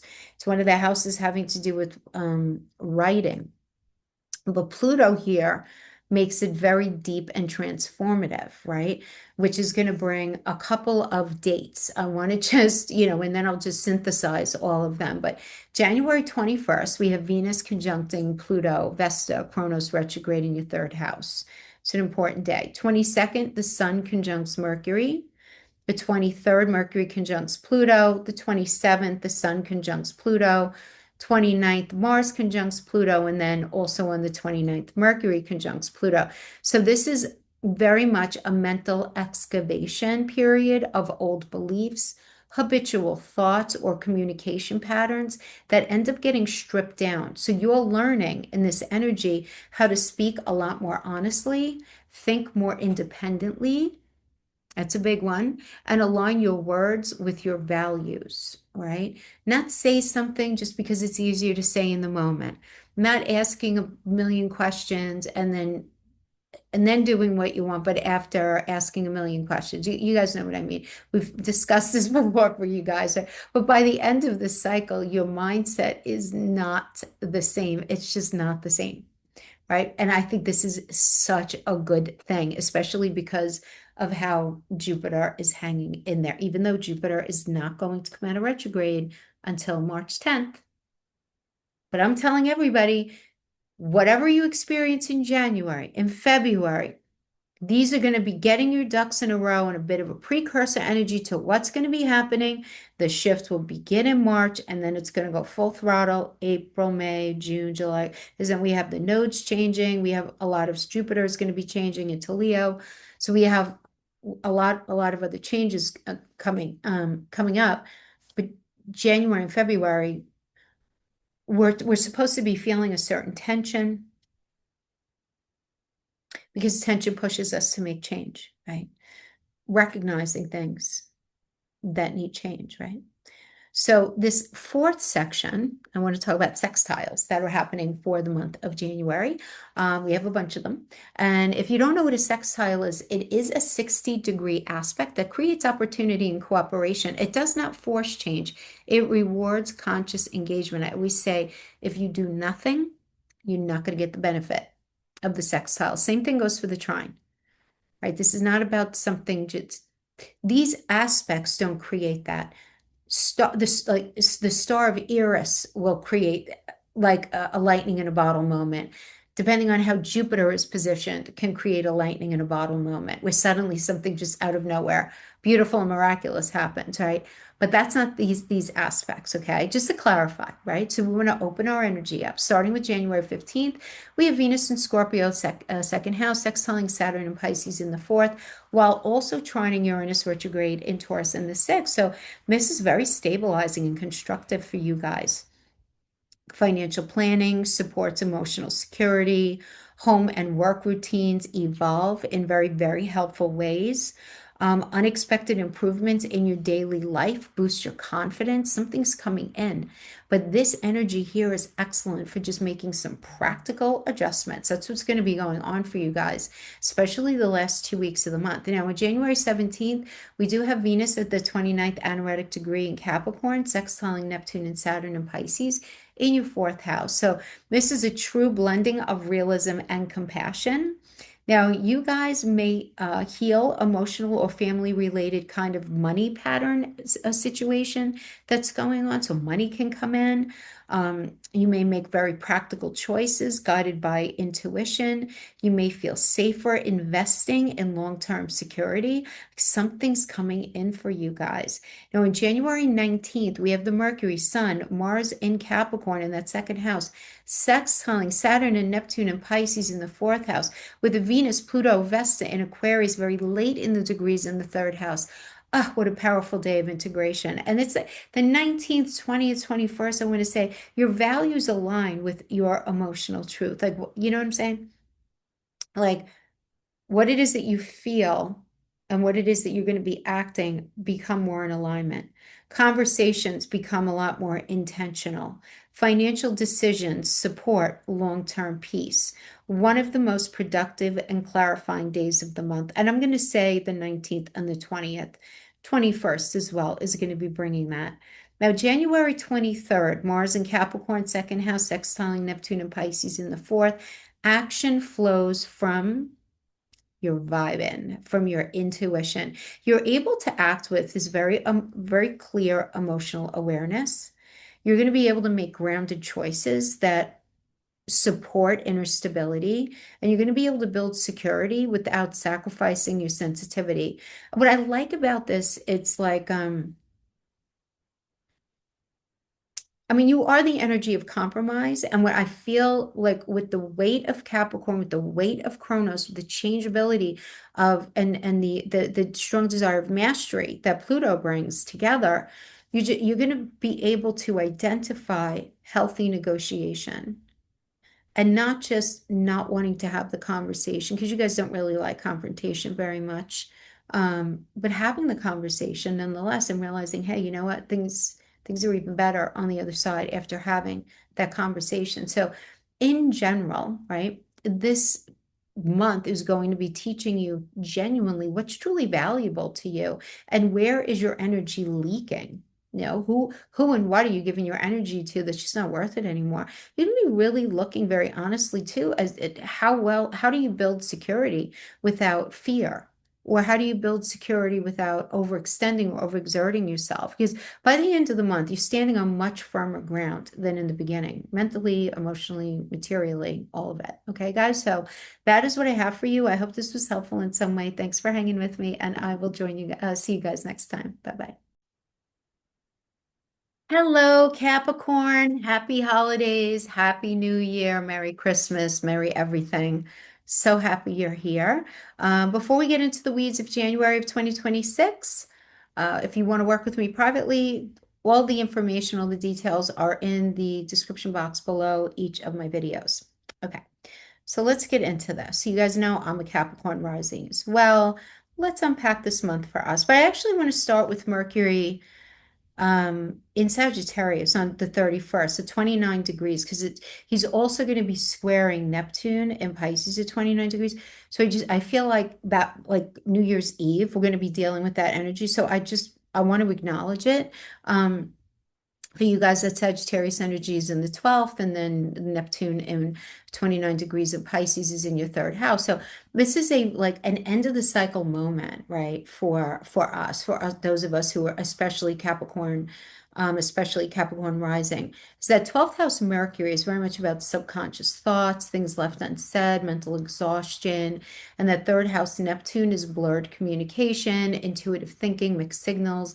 And at that final degree, Mercury is trying to wrap something up mentally, but Neptune makes clarity really difficult, right? So this can show up as overthinking late at night. I don't know about you guys, but I have been having the weird dreams, like about the most random thing. And the vibe is not happy when I wake up. It's almost like I'm trying to shake some sort of weird darkness, but these very abstract, elaborate dreams that, when you get up and you try to write them down, you're like, I don't even know. Like, you know what I mean? That kind of energy. I've been dealing with that for well over a week now. So I am feeling these energies already. But the overthinking late at night, right? Maybe you fall asleep pretty okay, but you wake up and you're like trying to figure out all the problems of the world, or vice versa, whatever it is. But sleep can definitely be impacted here. Confusing conversation, mixed messages, wanting answers to things like, I need an answer, I need to do this. But in all actuality, you probably just need to put your feet up. You need to get some rest. You need to maybe take a nap. Old thoughts and memories and worries resurface in an energy like this. So December 31st is best for release rather than making any kind of resolution, right? Let your mind unwind, right? Definitely a good way to go into end the year. Now, overnight into January 1st, Mercury does move into Capricorn in your first house. This is a very noticeable shift, right? Your thoughts are going to sharpen, your voice strengthens, you're a lot more clear about what you want to say. You're moving from reflection to self-definition. People are more likely to hear you as well as take you more seriously. The Capricorn for us, the full moon in Cancer on the third happens in the seventh house. Now we have to remember that that Cancer in the seventh house is working opposite Capricorn, our energy in that first house. So there can be some tension between first house, seventh house energies. The first house is the house of self. It's the house of the path that you're walking on. It's your physical affect, right, that you present to the world. But it does have to do with, it's very connected to your identity, right? Very connected to your identity. It's in tension with that seventh house, Cancer energy, very connected to emotional, right? Seventh house are really the most important relationships. It's also boss or boss's energy, as well as your energetic output at work and what it is that you're doing on the day to day, giving yourself to work. So some of you may experience this just having to do with work and not having to do with your relationships at all. Some of you will have a little bit of both. Others of you will just have it connected to, your relationship. But whatever it is, relationships, whether it's with your spouse, a best friend, or a boss, they are front and center.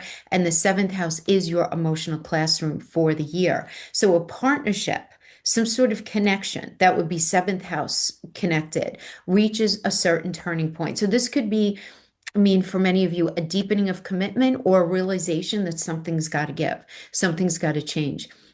Your emotional needs within your one-on-one connections, your emotional needs in that seventh house when it comes to what you do at work on the day-to-day, what you even need from your doctors, by the way. Doctors are also seventh house. What you need from your marriage or that serious relationship or that best friend or that boss situation cannot be ignored anymore. Right? If you've been trying to just sidestep things to keep the peace, try to pick your battles, do all this full moon is going to ask you to balance your needs with that other person or that other energy, whatever it is. There's got to be balance brought here with honesty and a lot of compassion as well. So what happens on the other side as a result of this is really, to me, is going to be very, very beautiful because you're going to be very true to yourself at the end of the day. And you're not going to be willing to act, to put on the face, to just make a situation a little more comfortable, not only for yourself, but for everyone involved. And this is not about becoming an egomaniac where it's got to be all about me, but it's just about balancing what matters to you and recognizing the imbalance that currently exists, right? And needing to calibrate that a little more effectively and figuring out what that actually looks like in your life over the next few months. Okay, my friends? So, good energy of growth, if you ask me.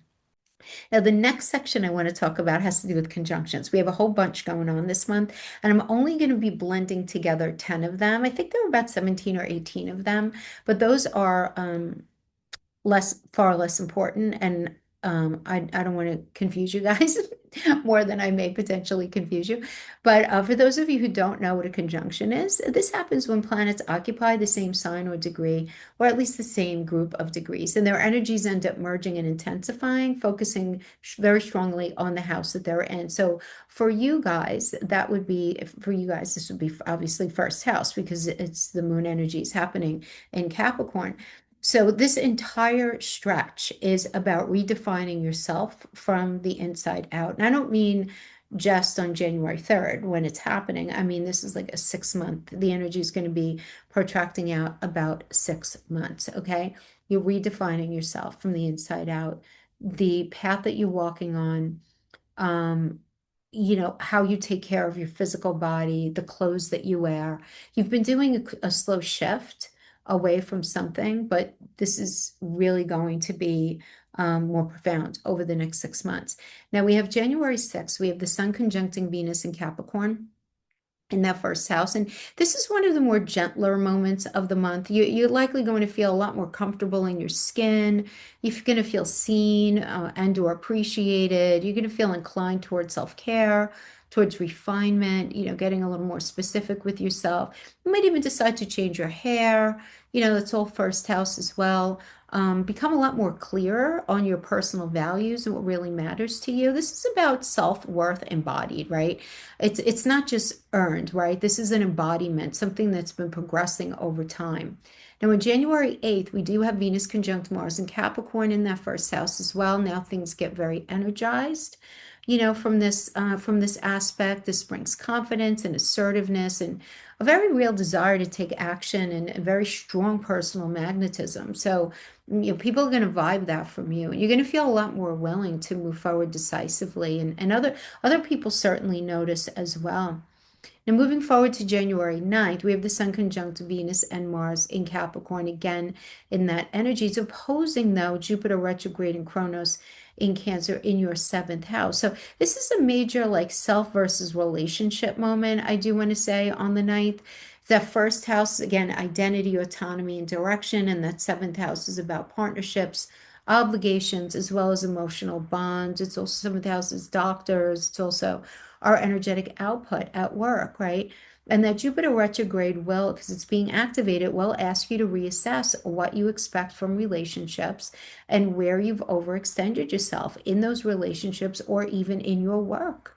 Now, Kronos, to add to this mix, he adds some gravity, right? Responsibilities and partnerships can feel very serious, very consequential. So this is very much about redefining boundaries so that relationships can support your growth, rather than just limit it, because you might have been feeling kind of limited, up to this point.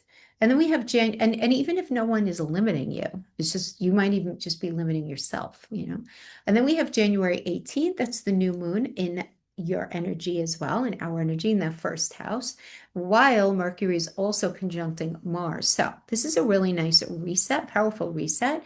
New moons plant seeds, and this one is about personal goals, confidence, leadership, speaking your truth clearly.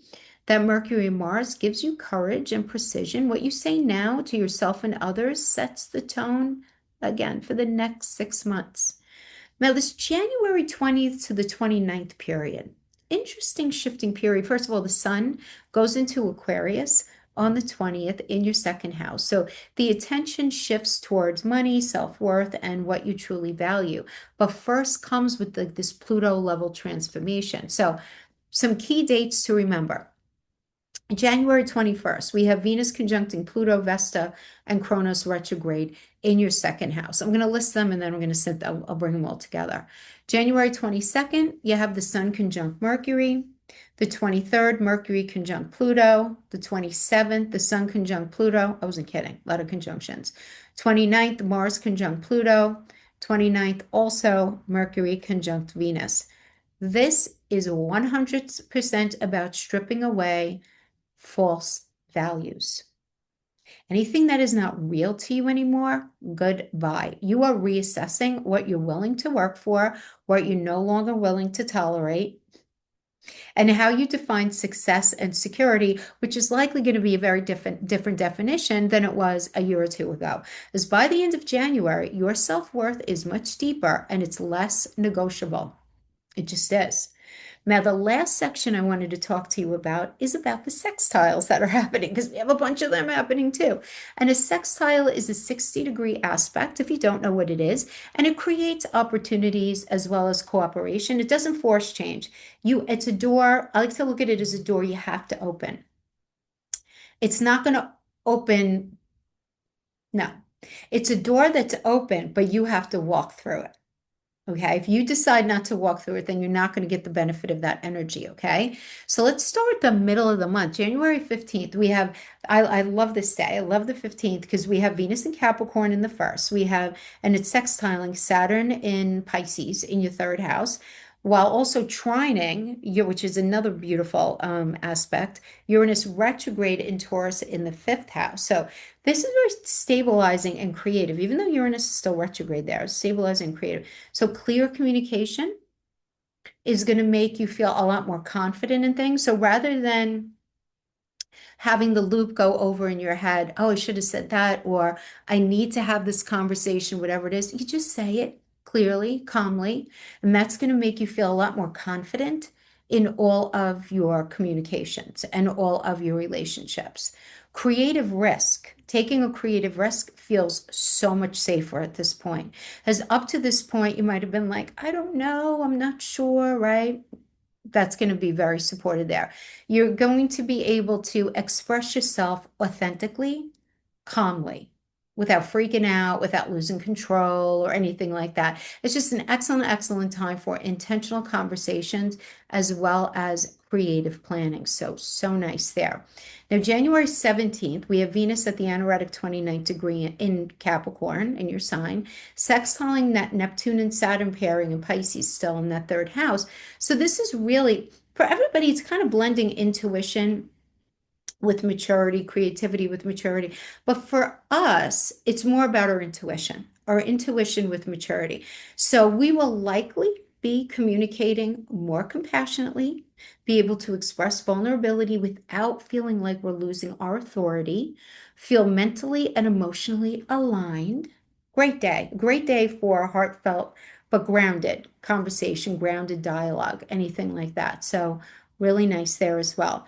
Now, the 19th, we have Mercury, the Sun, Mars in Capricorn in the first house, sextiling Saturn and Neptune and Pisces in the third, with Venus, Pluto, Vesta, and Aquarius in the second, in the very late degrees. So it's speaking the second house and third house, the way the planets are, they're within only like a 6-degree conjunction of each other.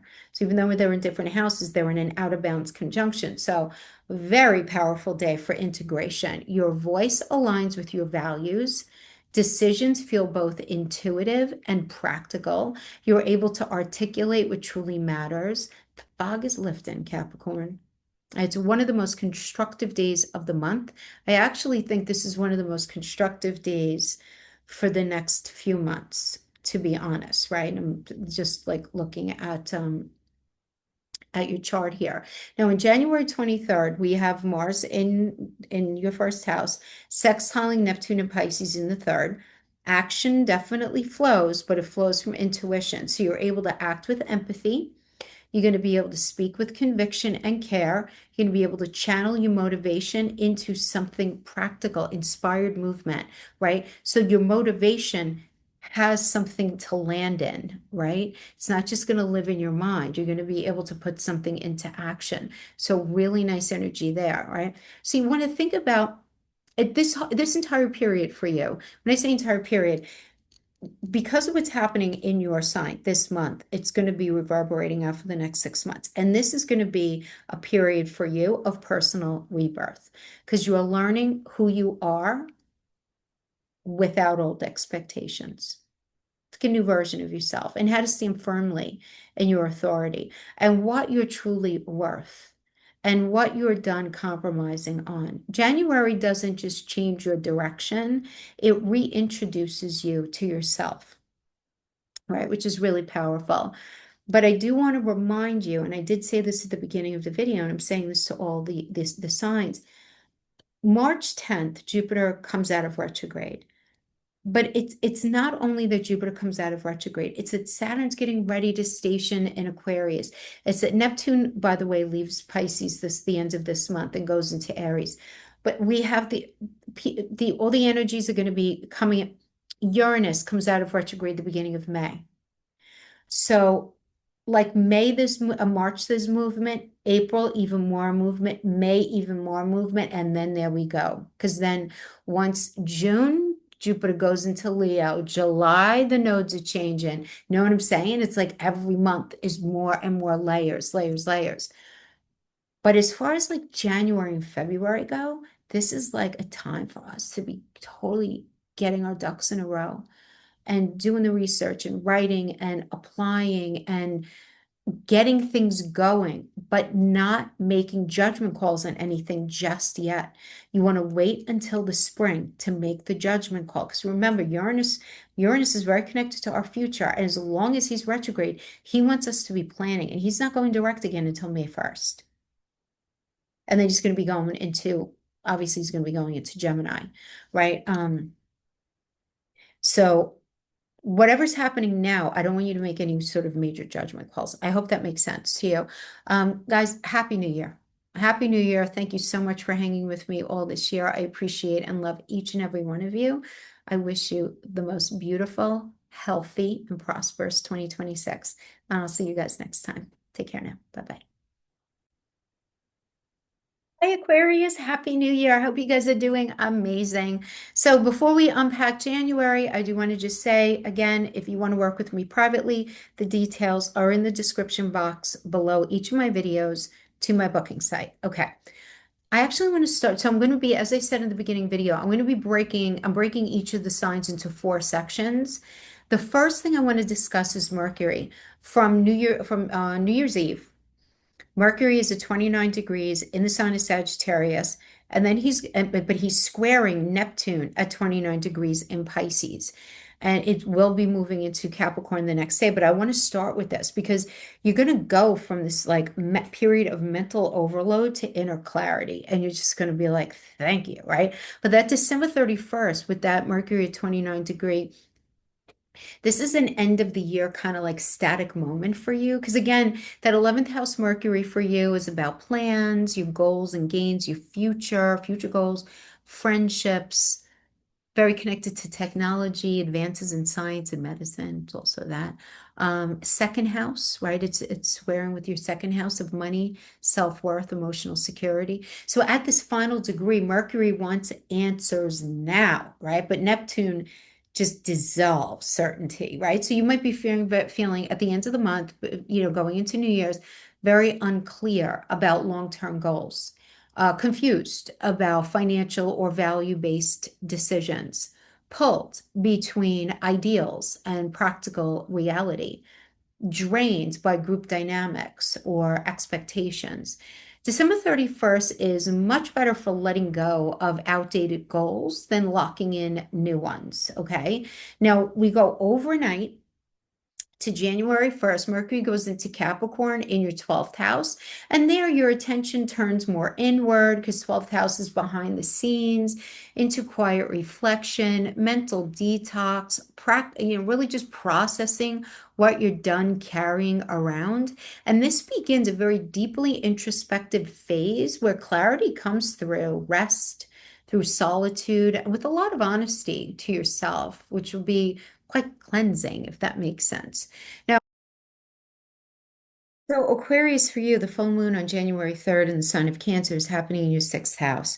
Now, keep in mind that these full moons, they do not work exclusively only in that sign and that house. It also works with whatever its axis partner is, right? So the axis partner to Cancer is Capricorn, and Capricorn in your energy is in the 12th house of the hidden, of behind the scenes, of self-sabotaging behavior, of victimhood, of being unconditionally loving and giving, of your dreams, your fantasies, what it is that you really want. Now, it is also the house of sleep. So when we have a full moon in the sixth house, it could tug at your sleep a little bit. So if you're sleeping a little wonky and a little weird, that's just why, okay?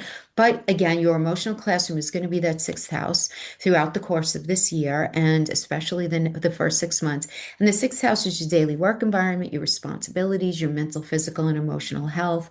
It is also the house and the axis that covers open enemies, right? So if you have any in work, I'm telling you, you are going to smell them out really quickly. A little more, because you guys are very smart. You could vibe it, but it's just a matter of you being able to rise above it. And you're just not going to want to do that anymore. If you have any sort of messy energies in your life that you feel like are being backstabbing or they're trying to gaslight you or, to your face, they're real nice. And then you find out that they're talking smack about you behind your back. But anything that's connected to that daily energy, daily routines, again, work, but even anything connected to health matters, it all comes into focus. And you may realize how the stress of these situations, your job, your daily responsibilities, whatever it is, realizing how it's been affecting your body and your productivity. So this is absolutely a moment to restructure that area, restructure your habits so that they support your well-being and not just your efficiency. Right? Some sort of work situation will likely reach some sort of either resolution or require emotional boundaries. Some of you are just going to be ready to say, okay, I'm not going to quit today, but I'm definitely looking for a new job, right? It's this realization that there's more out there that will likely help you to attain your goals, be a lot more authentic to who you are, where it is that you really want to go. Okay, so for a lot of you in that space, expect that, right? And for some of you, it may be a realization that something is going on with your health. It could certainly be that, but it would be something that is affected somehow by your what's being asked of you on a daily basis, right? So for example, you work so many hours or strange hours, whatever it is, that you're not able to exercise better or eat better or go to the doctor or do whatever it is, right? It's that kind of connection. So I'm not saying it's time to prioritize you as in like an egomaniac way, but there's got to be some balance brought to that axis, okay? And whatever that ultimately means for you. And for some of you, it's going to just be a real slow focus as the next 6 months roll out of you putting yourself in a healthier situation for your life, right? Which is a good thing. Aquarius, this is a very, to me, this is a beautiful full moon for you guys. Now, section 3 that I want to discuss has to do with the conjunctions. We have a bunch of them, but I'm only going to be synthesizing 10 of the conjunctions. We have about 17 or 18 going on this month, but we're getting into the weeds. Going into the other ones, but the 10 main ones, right?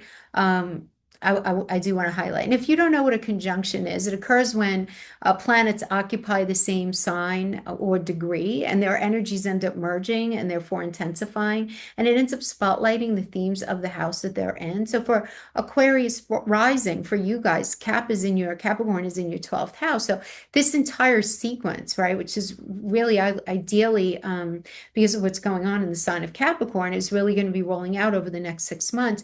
And it's about release, it's about healing and preparation rather than outward actions, a lot of behind the scenes preparation for something that's going on in your life. So let's get into January 6th, the Sun conjunct Venus in Capricorn in the 12th house. This is a very gentle, very restorative transit. You may feel very strongly to be alone.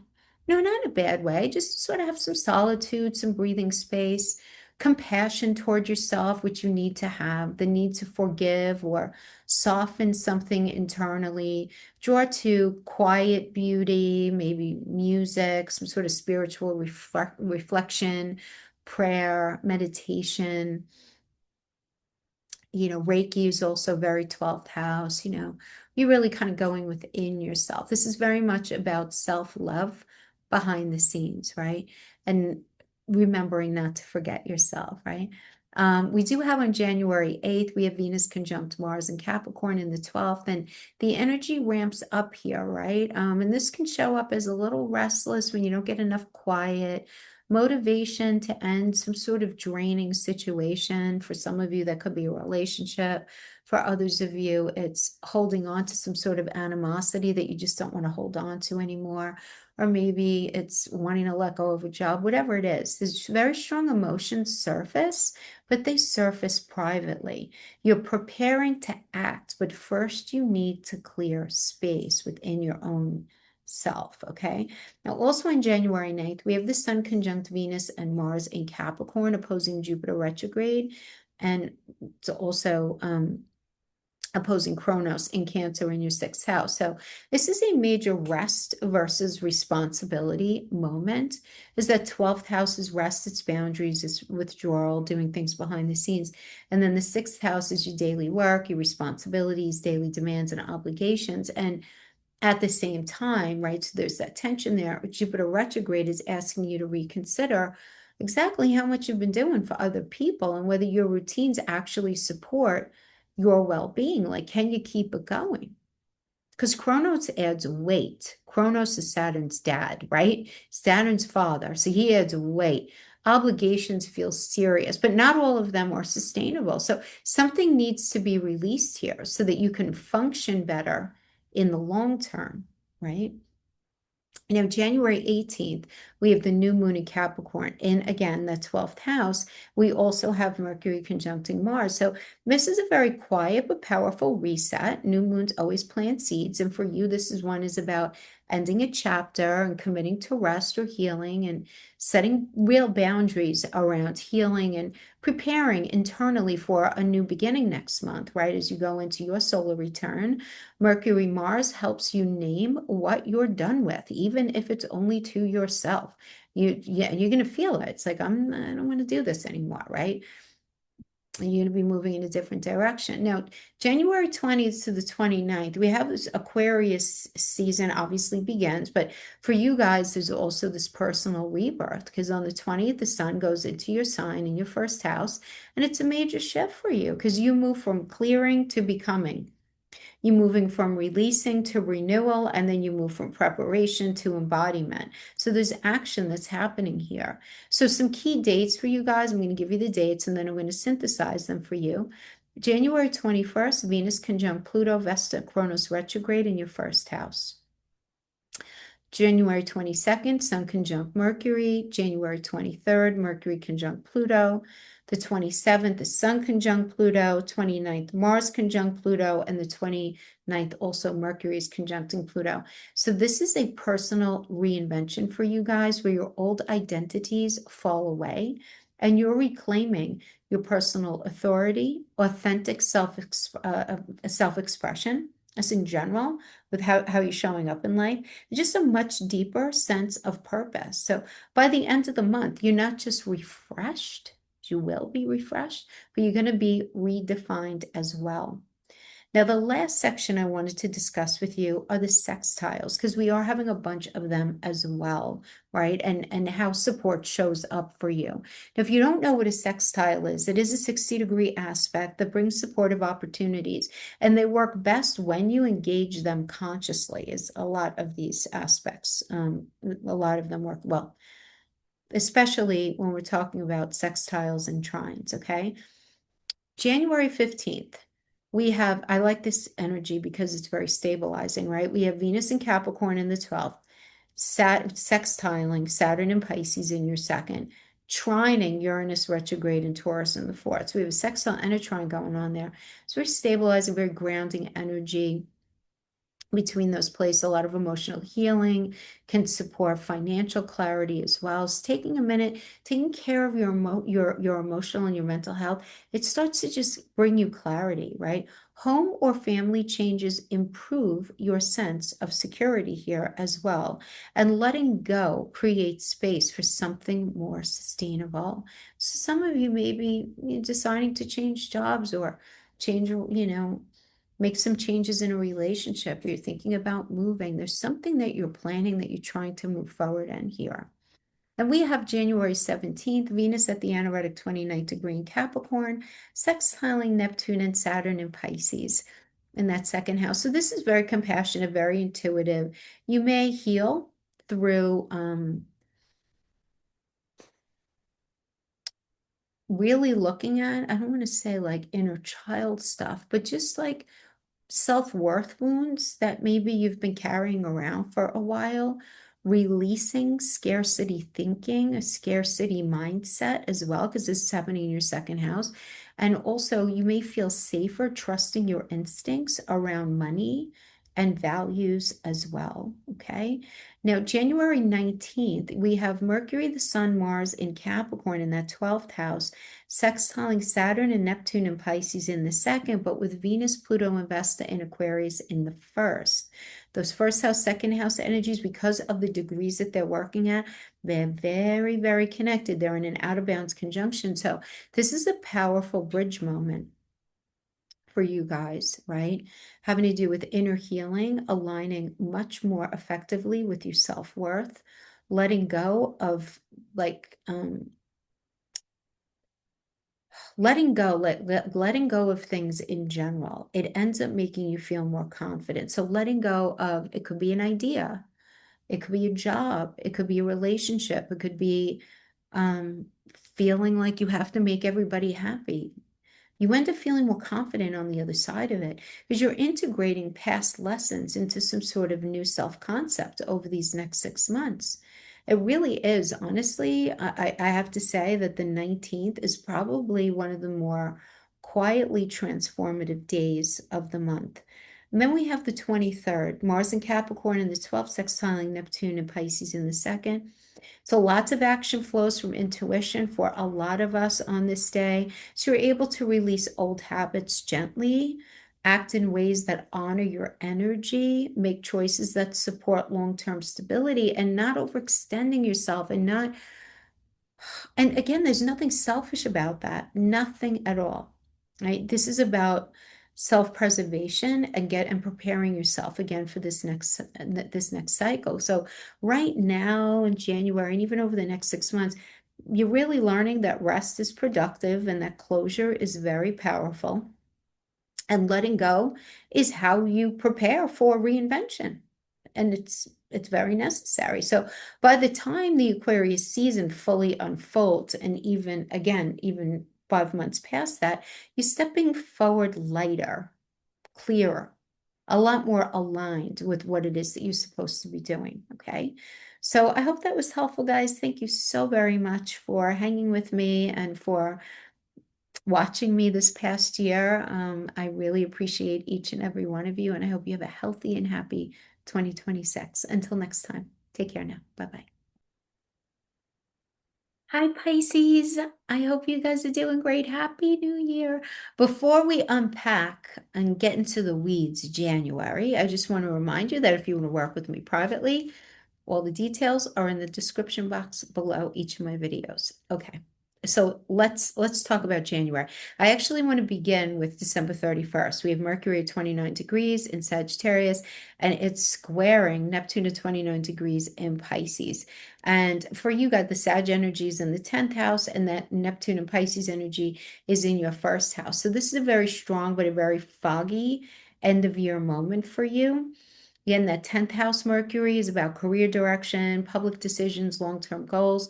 And that first house Neptune is about identity, sensitivity, intuition, self-perception. So at those final degrees, Mercury is trying to finalize a professional or directional decision, but Neptune dissolves the certainty. So you could easily feel super unsure about how you want to be seen, how you want people to understand you. You might be conflicted about your role or your reputation. You might be pulled between your intuition and your external expectations. Emotionally sensitive to pressure or visibility. You can feel really sensitive right now. So December 31st is much better for like listening to your inner signals than forcing any answers, right? And then overnight, Mercury does move into Capricorn, definitely changes that energy. It's going to be going into your 11th house. So your focus shifts from what am I doing to where am I going long term? Who am I building it with? What goals actually feel realistic, like really realistic? There's a very grounding mental shift towards future planning, your goals and gains, community alignment, because it's very connected with friendships as well. Who are your people? Who aren't your people? Getting very clear-eyed with all of that, with that Mercury in Capricorn. Hey Pisces, so for you guys, your full moon is happening in the fifth house, so falling in love, love affairs, children, monetizable talents, having your own business, going on vacation, taking risks, really focusing a lot more on your joy. These are all way highlighted during this particular full moon. Now remember though, the full moon, whatever house it's in, whatever sign it's in, it does never works exclusively alone there.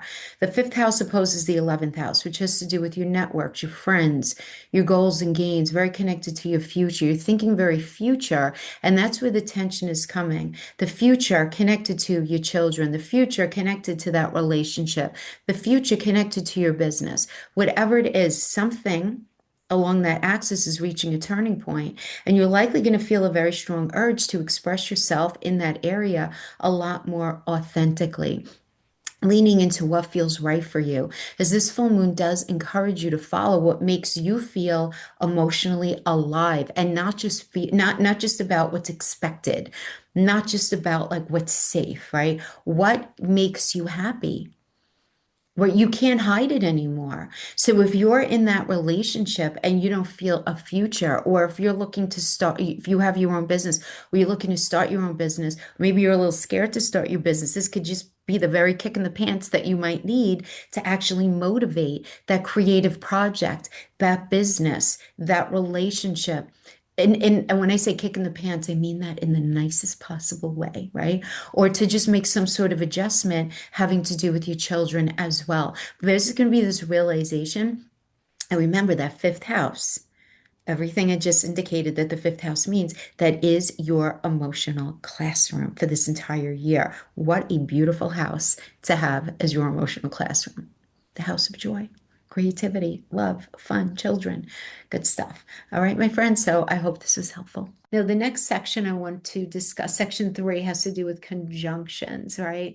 And a conjunction happens when planets occupy the same sign or degree and their energies merge and intensify, and it's like a concentrated energy of the house that they're in. So for you guys, this is happening in your 11th house, which means that it's all about restructuring your future. It's very connected to your goals, gains, community, social roles, the dreams that you're actually willing to commit to, because all of that is very much 11th house. Now, so there's certainly going to be some restructuring going on there, right? Change, some pivots, okay? Now, on January 6th, we do have the Sun conjunct Venus in Capricorn, and this is definitely one of the nicer aspects of the month. You're likely going to experience support from friends or allies, feeling appreciated within your group, and it can bring a reminder of why dreams matter to you and why you want to do what you want to do. So even if you're pivoting, you're not throwing the baby out with the bathwater, right? You're realizing that some things have to change, but not everything. Social harmony or creative collaboration can be very supportive of you. This is definitely about belonging with intention, right? In that energy. Now, going back to January 8th, we have Venus conjunct Mars in Capricorn, that 11th house. Energy certainly ramps up. This brings a motivation to go after some sort of goal. There's a passion around a shared vision and taking initiative in some sort of group project or group collaborative situation.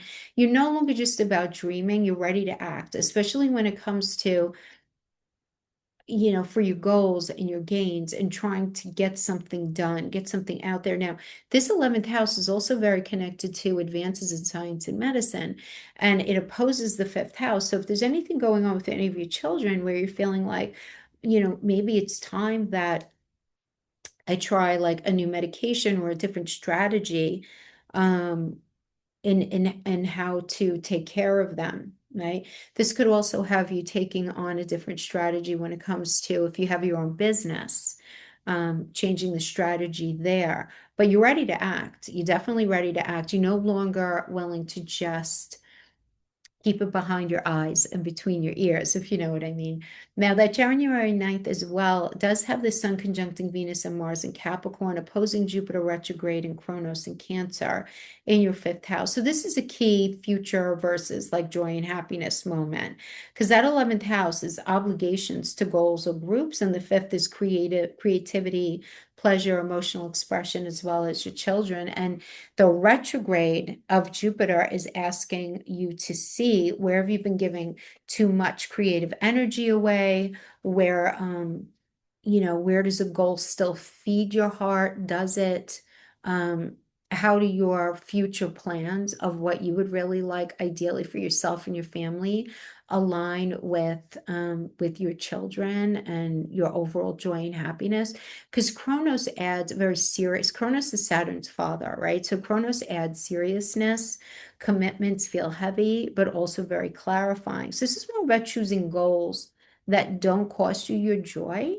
So it's not about doing only ideally what you would want, but it's also not erasing yourself and sacrificing a semblance of what it is that you would like, for a significant other or your children or anything else, right? Does that make sense? So Finding a nice balance there is really what's going to be happening. Now, on January 18th, the new moon in Capricorn is going to be again happening in that 11th house. And we also have Mercury is conjuncting Mars on that day. So this is a fresh start for your future, right? New moons always plant seeds. And this one supports setting very realistic long-term goals, committing to some sort of new collaboration. So this could be great for work, for networking, making new friends. It's a very it's like a sharing of energy kind of thing is what I'm feeling. Also, it does support speaking clearly about what you're working toward and letting go of any sort of outdated ideas, outdated dreams, especially, right? That they just don't work for you anymore. What you thought once upon a time is exactly that, and it's just not going to be. Comfortably. It's not going to be part of your reality anymore, right? Because that Mercury Mars uh, energy together gives you that confidence to state your intentions out loud and your thinking out loud. So it's quite nice. Now, from January 20th to the 29th, we have a lot of stuff going on here. The 20th is when the sun goes into Aquarius, and that's going to be happening in that the 12th house space for you. So this begins a quieter, more introspective phase, focused on rest, healing, closure, preparation for rebirth, um, you know, just kind of getting ready for your next season after Aquarius, right? It's right after that. But I just want to mention a couple of key dates. I'm going to bring them together and synthesize them. So first, January 21st, Venus conjuncts Pluto, Vesta, and Kronos retrograde in your 12th house. And then the 22nd, we have the Sun conjunct Mercury. Then we have the 23rd, Mercury conjunct Pluto. 27th, Sun conjunct Pluto. 29th, Mars conjunct Pluto. I wasn't kidding with these conjunctions. 29th, also Mercury conjunct Venus. So together, these conjunctions, where they are, this is very deep subconscious work. So old fears, habits, or hidden motivations surface just so that they can be released. You're making room, you're clearing space internally before stepping into this new personal chapter, after Aquarius season. You're getting ready for that. So very profound, very profound, those things. You're going to kind of feel it progressively, right, as you kind of make your way through those states. Now, the final section 4 that I wanted to discuss we have a lot of sextiles going on. So I want to discuss the sextiles. If you don't know what a sextile is, it's a 60-degree aspect that creates opportunity as well as cooperation. It's a very gentle support. It works best when you engage it consciously. It is, again, a door that you have to walk through. It doesn't just like happen. So you want to engage the energy. On the 15th, I really like the 15th in general, the middle of the month. Just because of what I'm about to disclose here. Venus and Capricorn in the 11th, sextiling Saturn and Pisces in the first, trining Uranus retrograde in Taurus in the third. Very stabilizing, very encouraging energy. It's where you could find that you're getting support from others, and that ends up strengthening your confidence. Very clear communication opens up new possibilities for moving forward. And this could be just in any relationship, really. It's in a little bit of a wild card position. And you feel just generally more secure expressing your authentic self.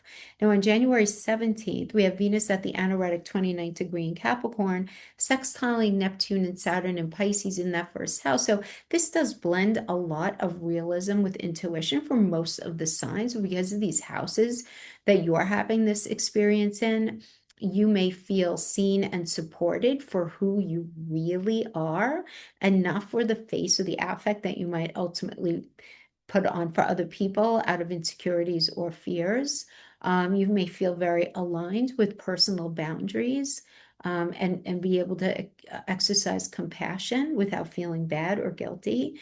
You may also trust your instincts about friendships or your goals and gains as you move into the future, right? And where it is that you really want to go. Now, on January 19th, we have Mercury, the sun, Mars and Capricorn, all in the 11th house, sextiling Saturn and Neptune and Pisces in your first house, with Venus, Pluto, Vesta, and Aquarius in the 12th house. So This is a powerful integration day for everyone. Now, for you, your future goals are going to be aligning with your inner truth and letting go of support long term brings you awareness. It brings you a sense of self. You're just going to feel a lot more in alignment with yourself. It's a very productive day of the month, quietly productive. Um, and then the Mars and Capricorn sextiling Neptune and Pisces on the 23rd. Your belly is going to be telling you which way to go, and you're going to be acting in ways that honor your energy.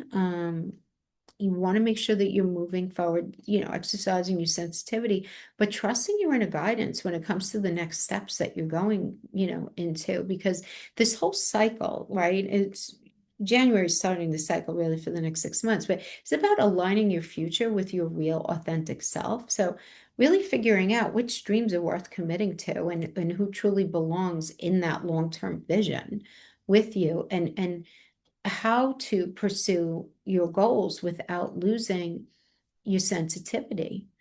Because by the end of January, you're not just planning your future, you're preparing yourself for it, right? So it's easy to forget that we need to be included in that, right? When it comes to our future plans.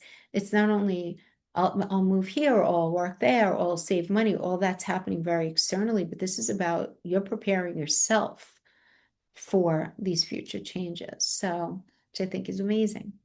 So that is what I have for you, my friends. Thank you so much for hanging out with me, for spending 2025 with me. I love each and every one of you. Happy New Year. Happy, very prosperous and healthy. And I will see you guys next time. Bye-bye.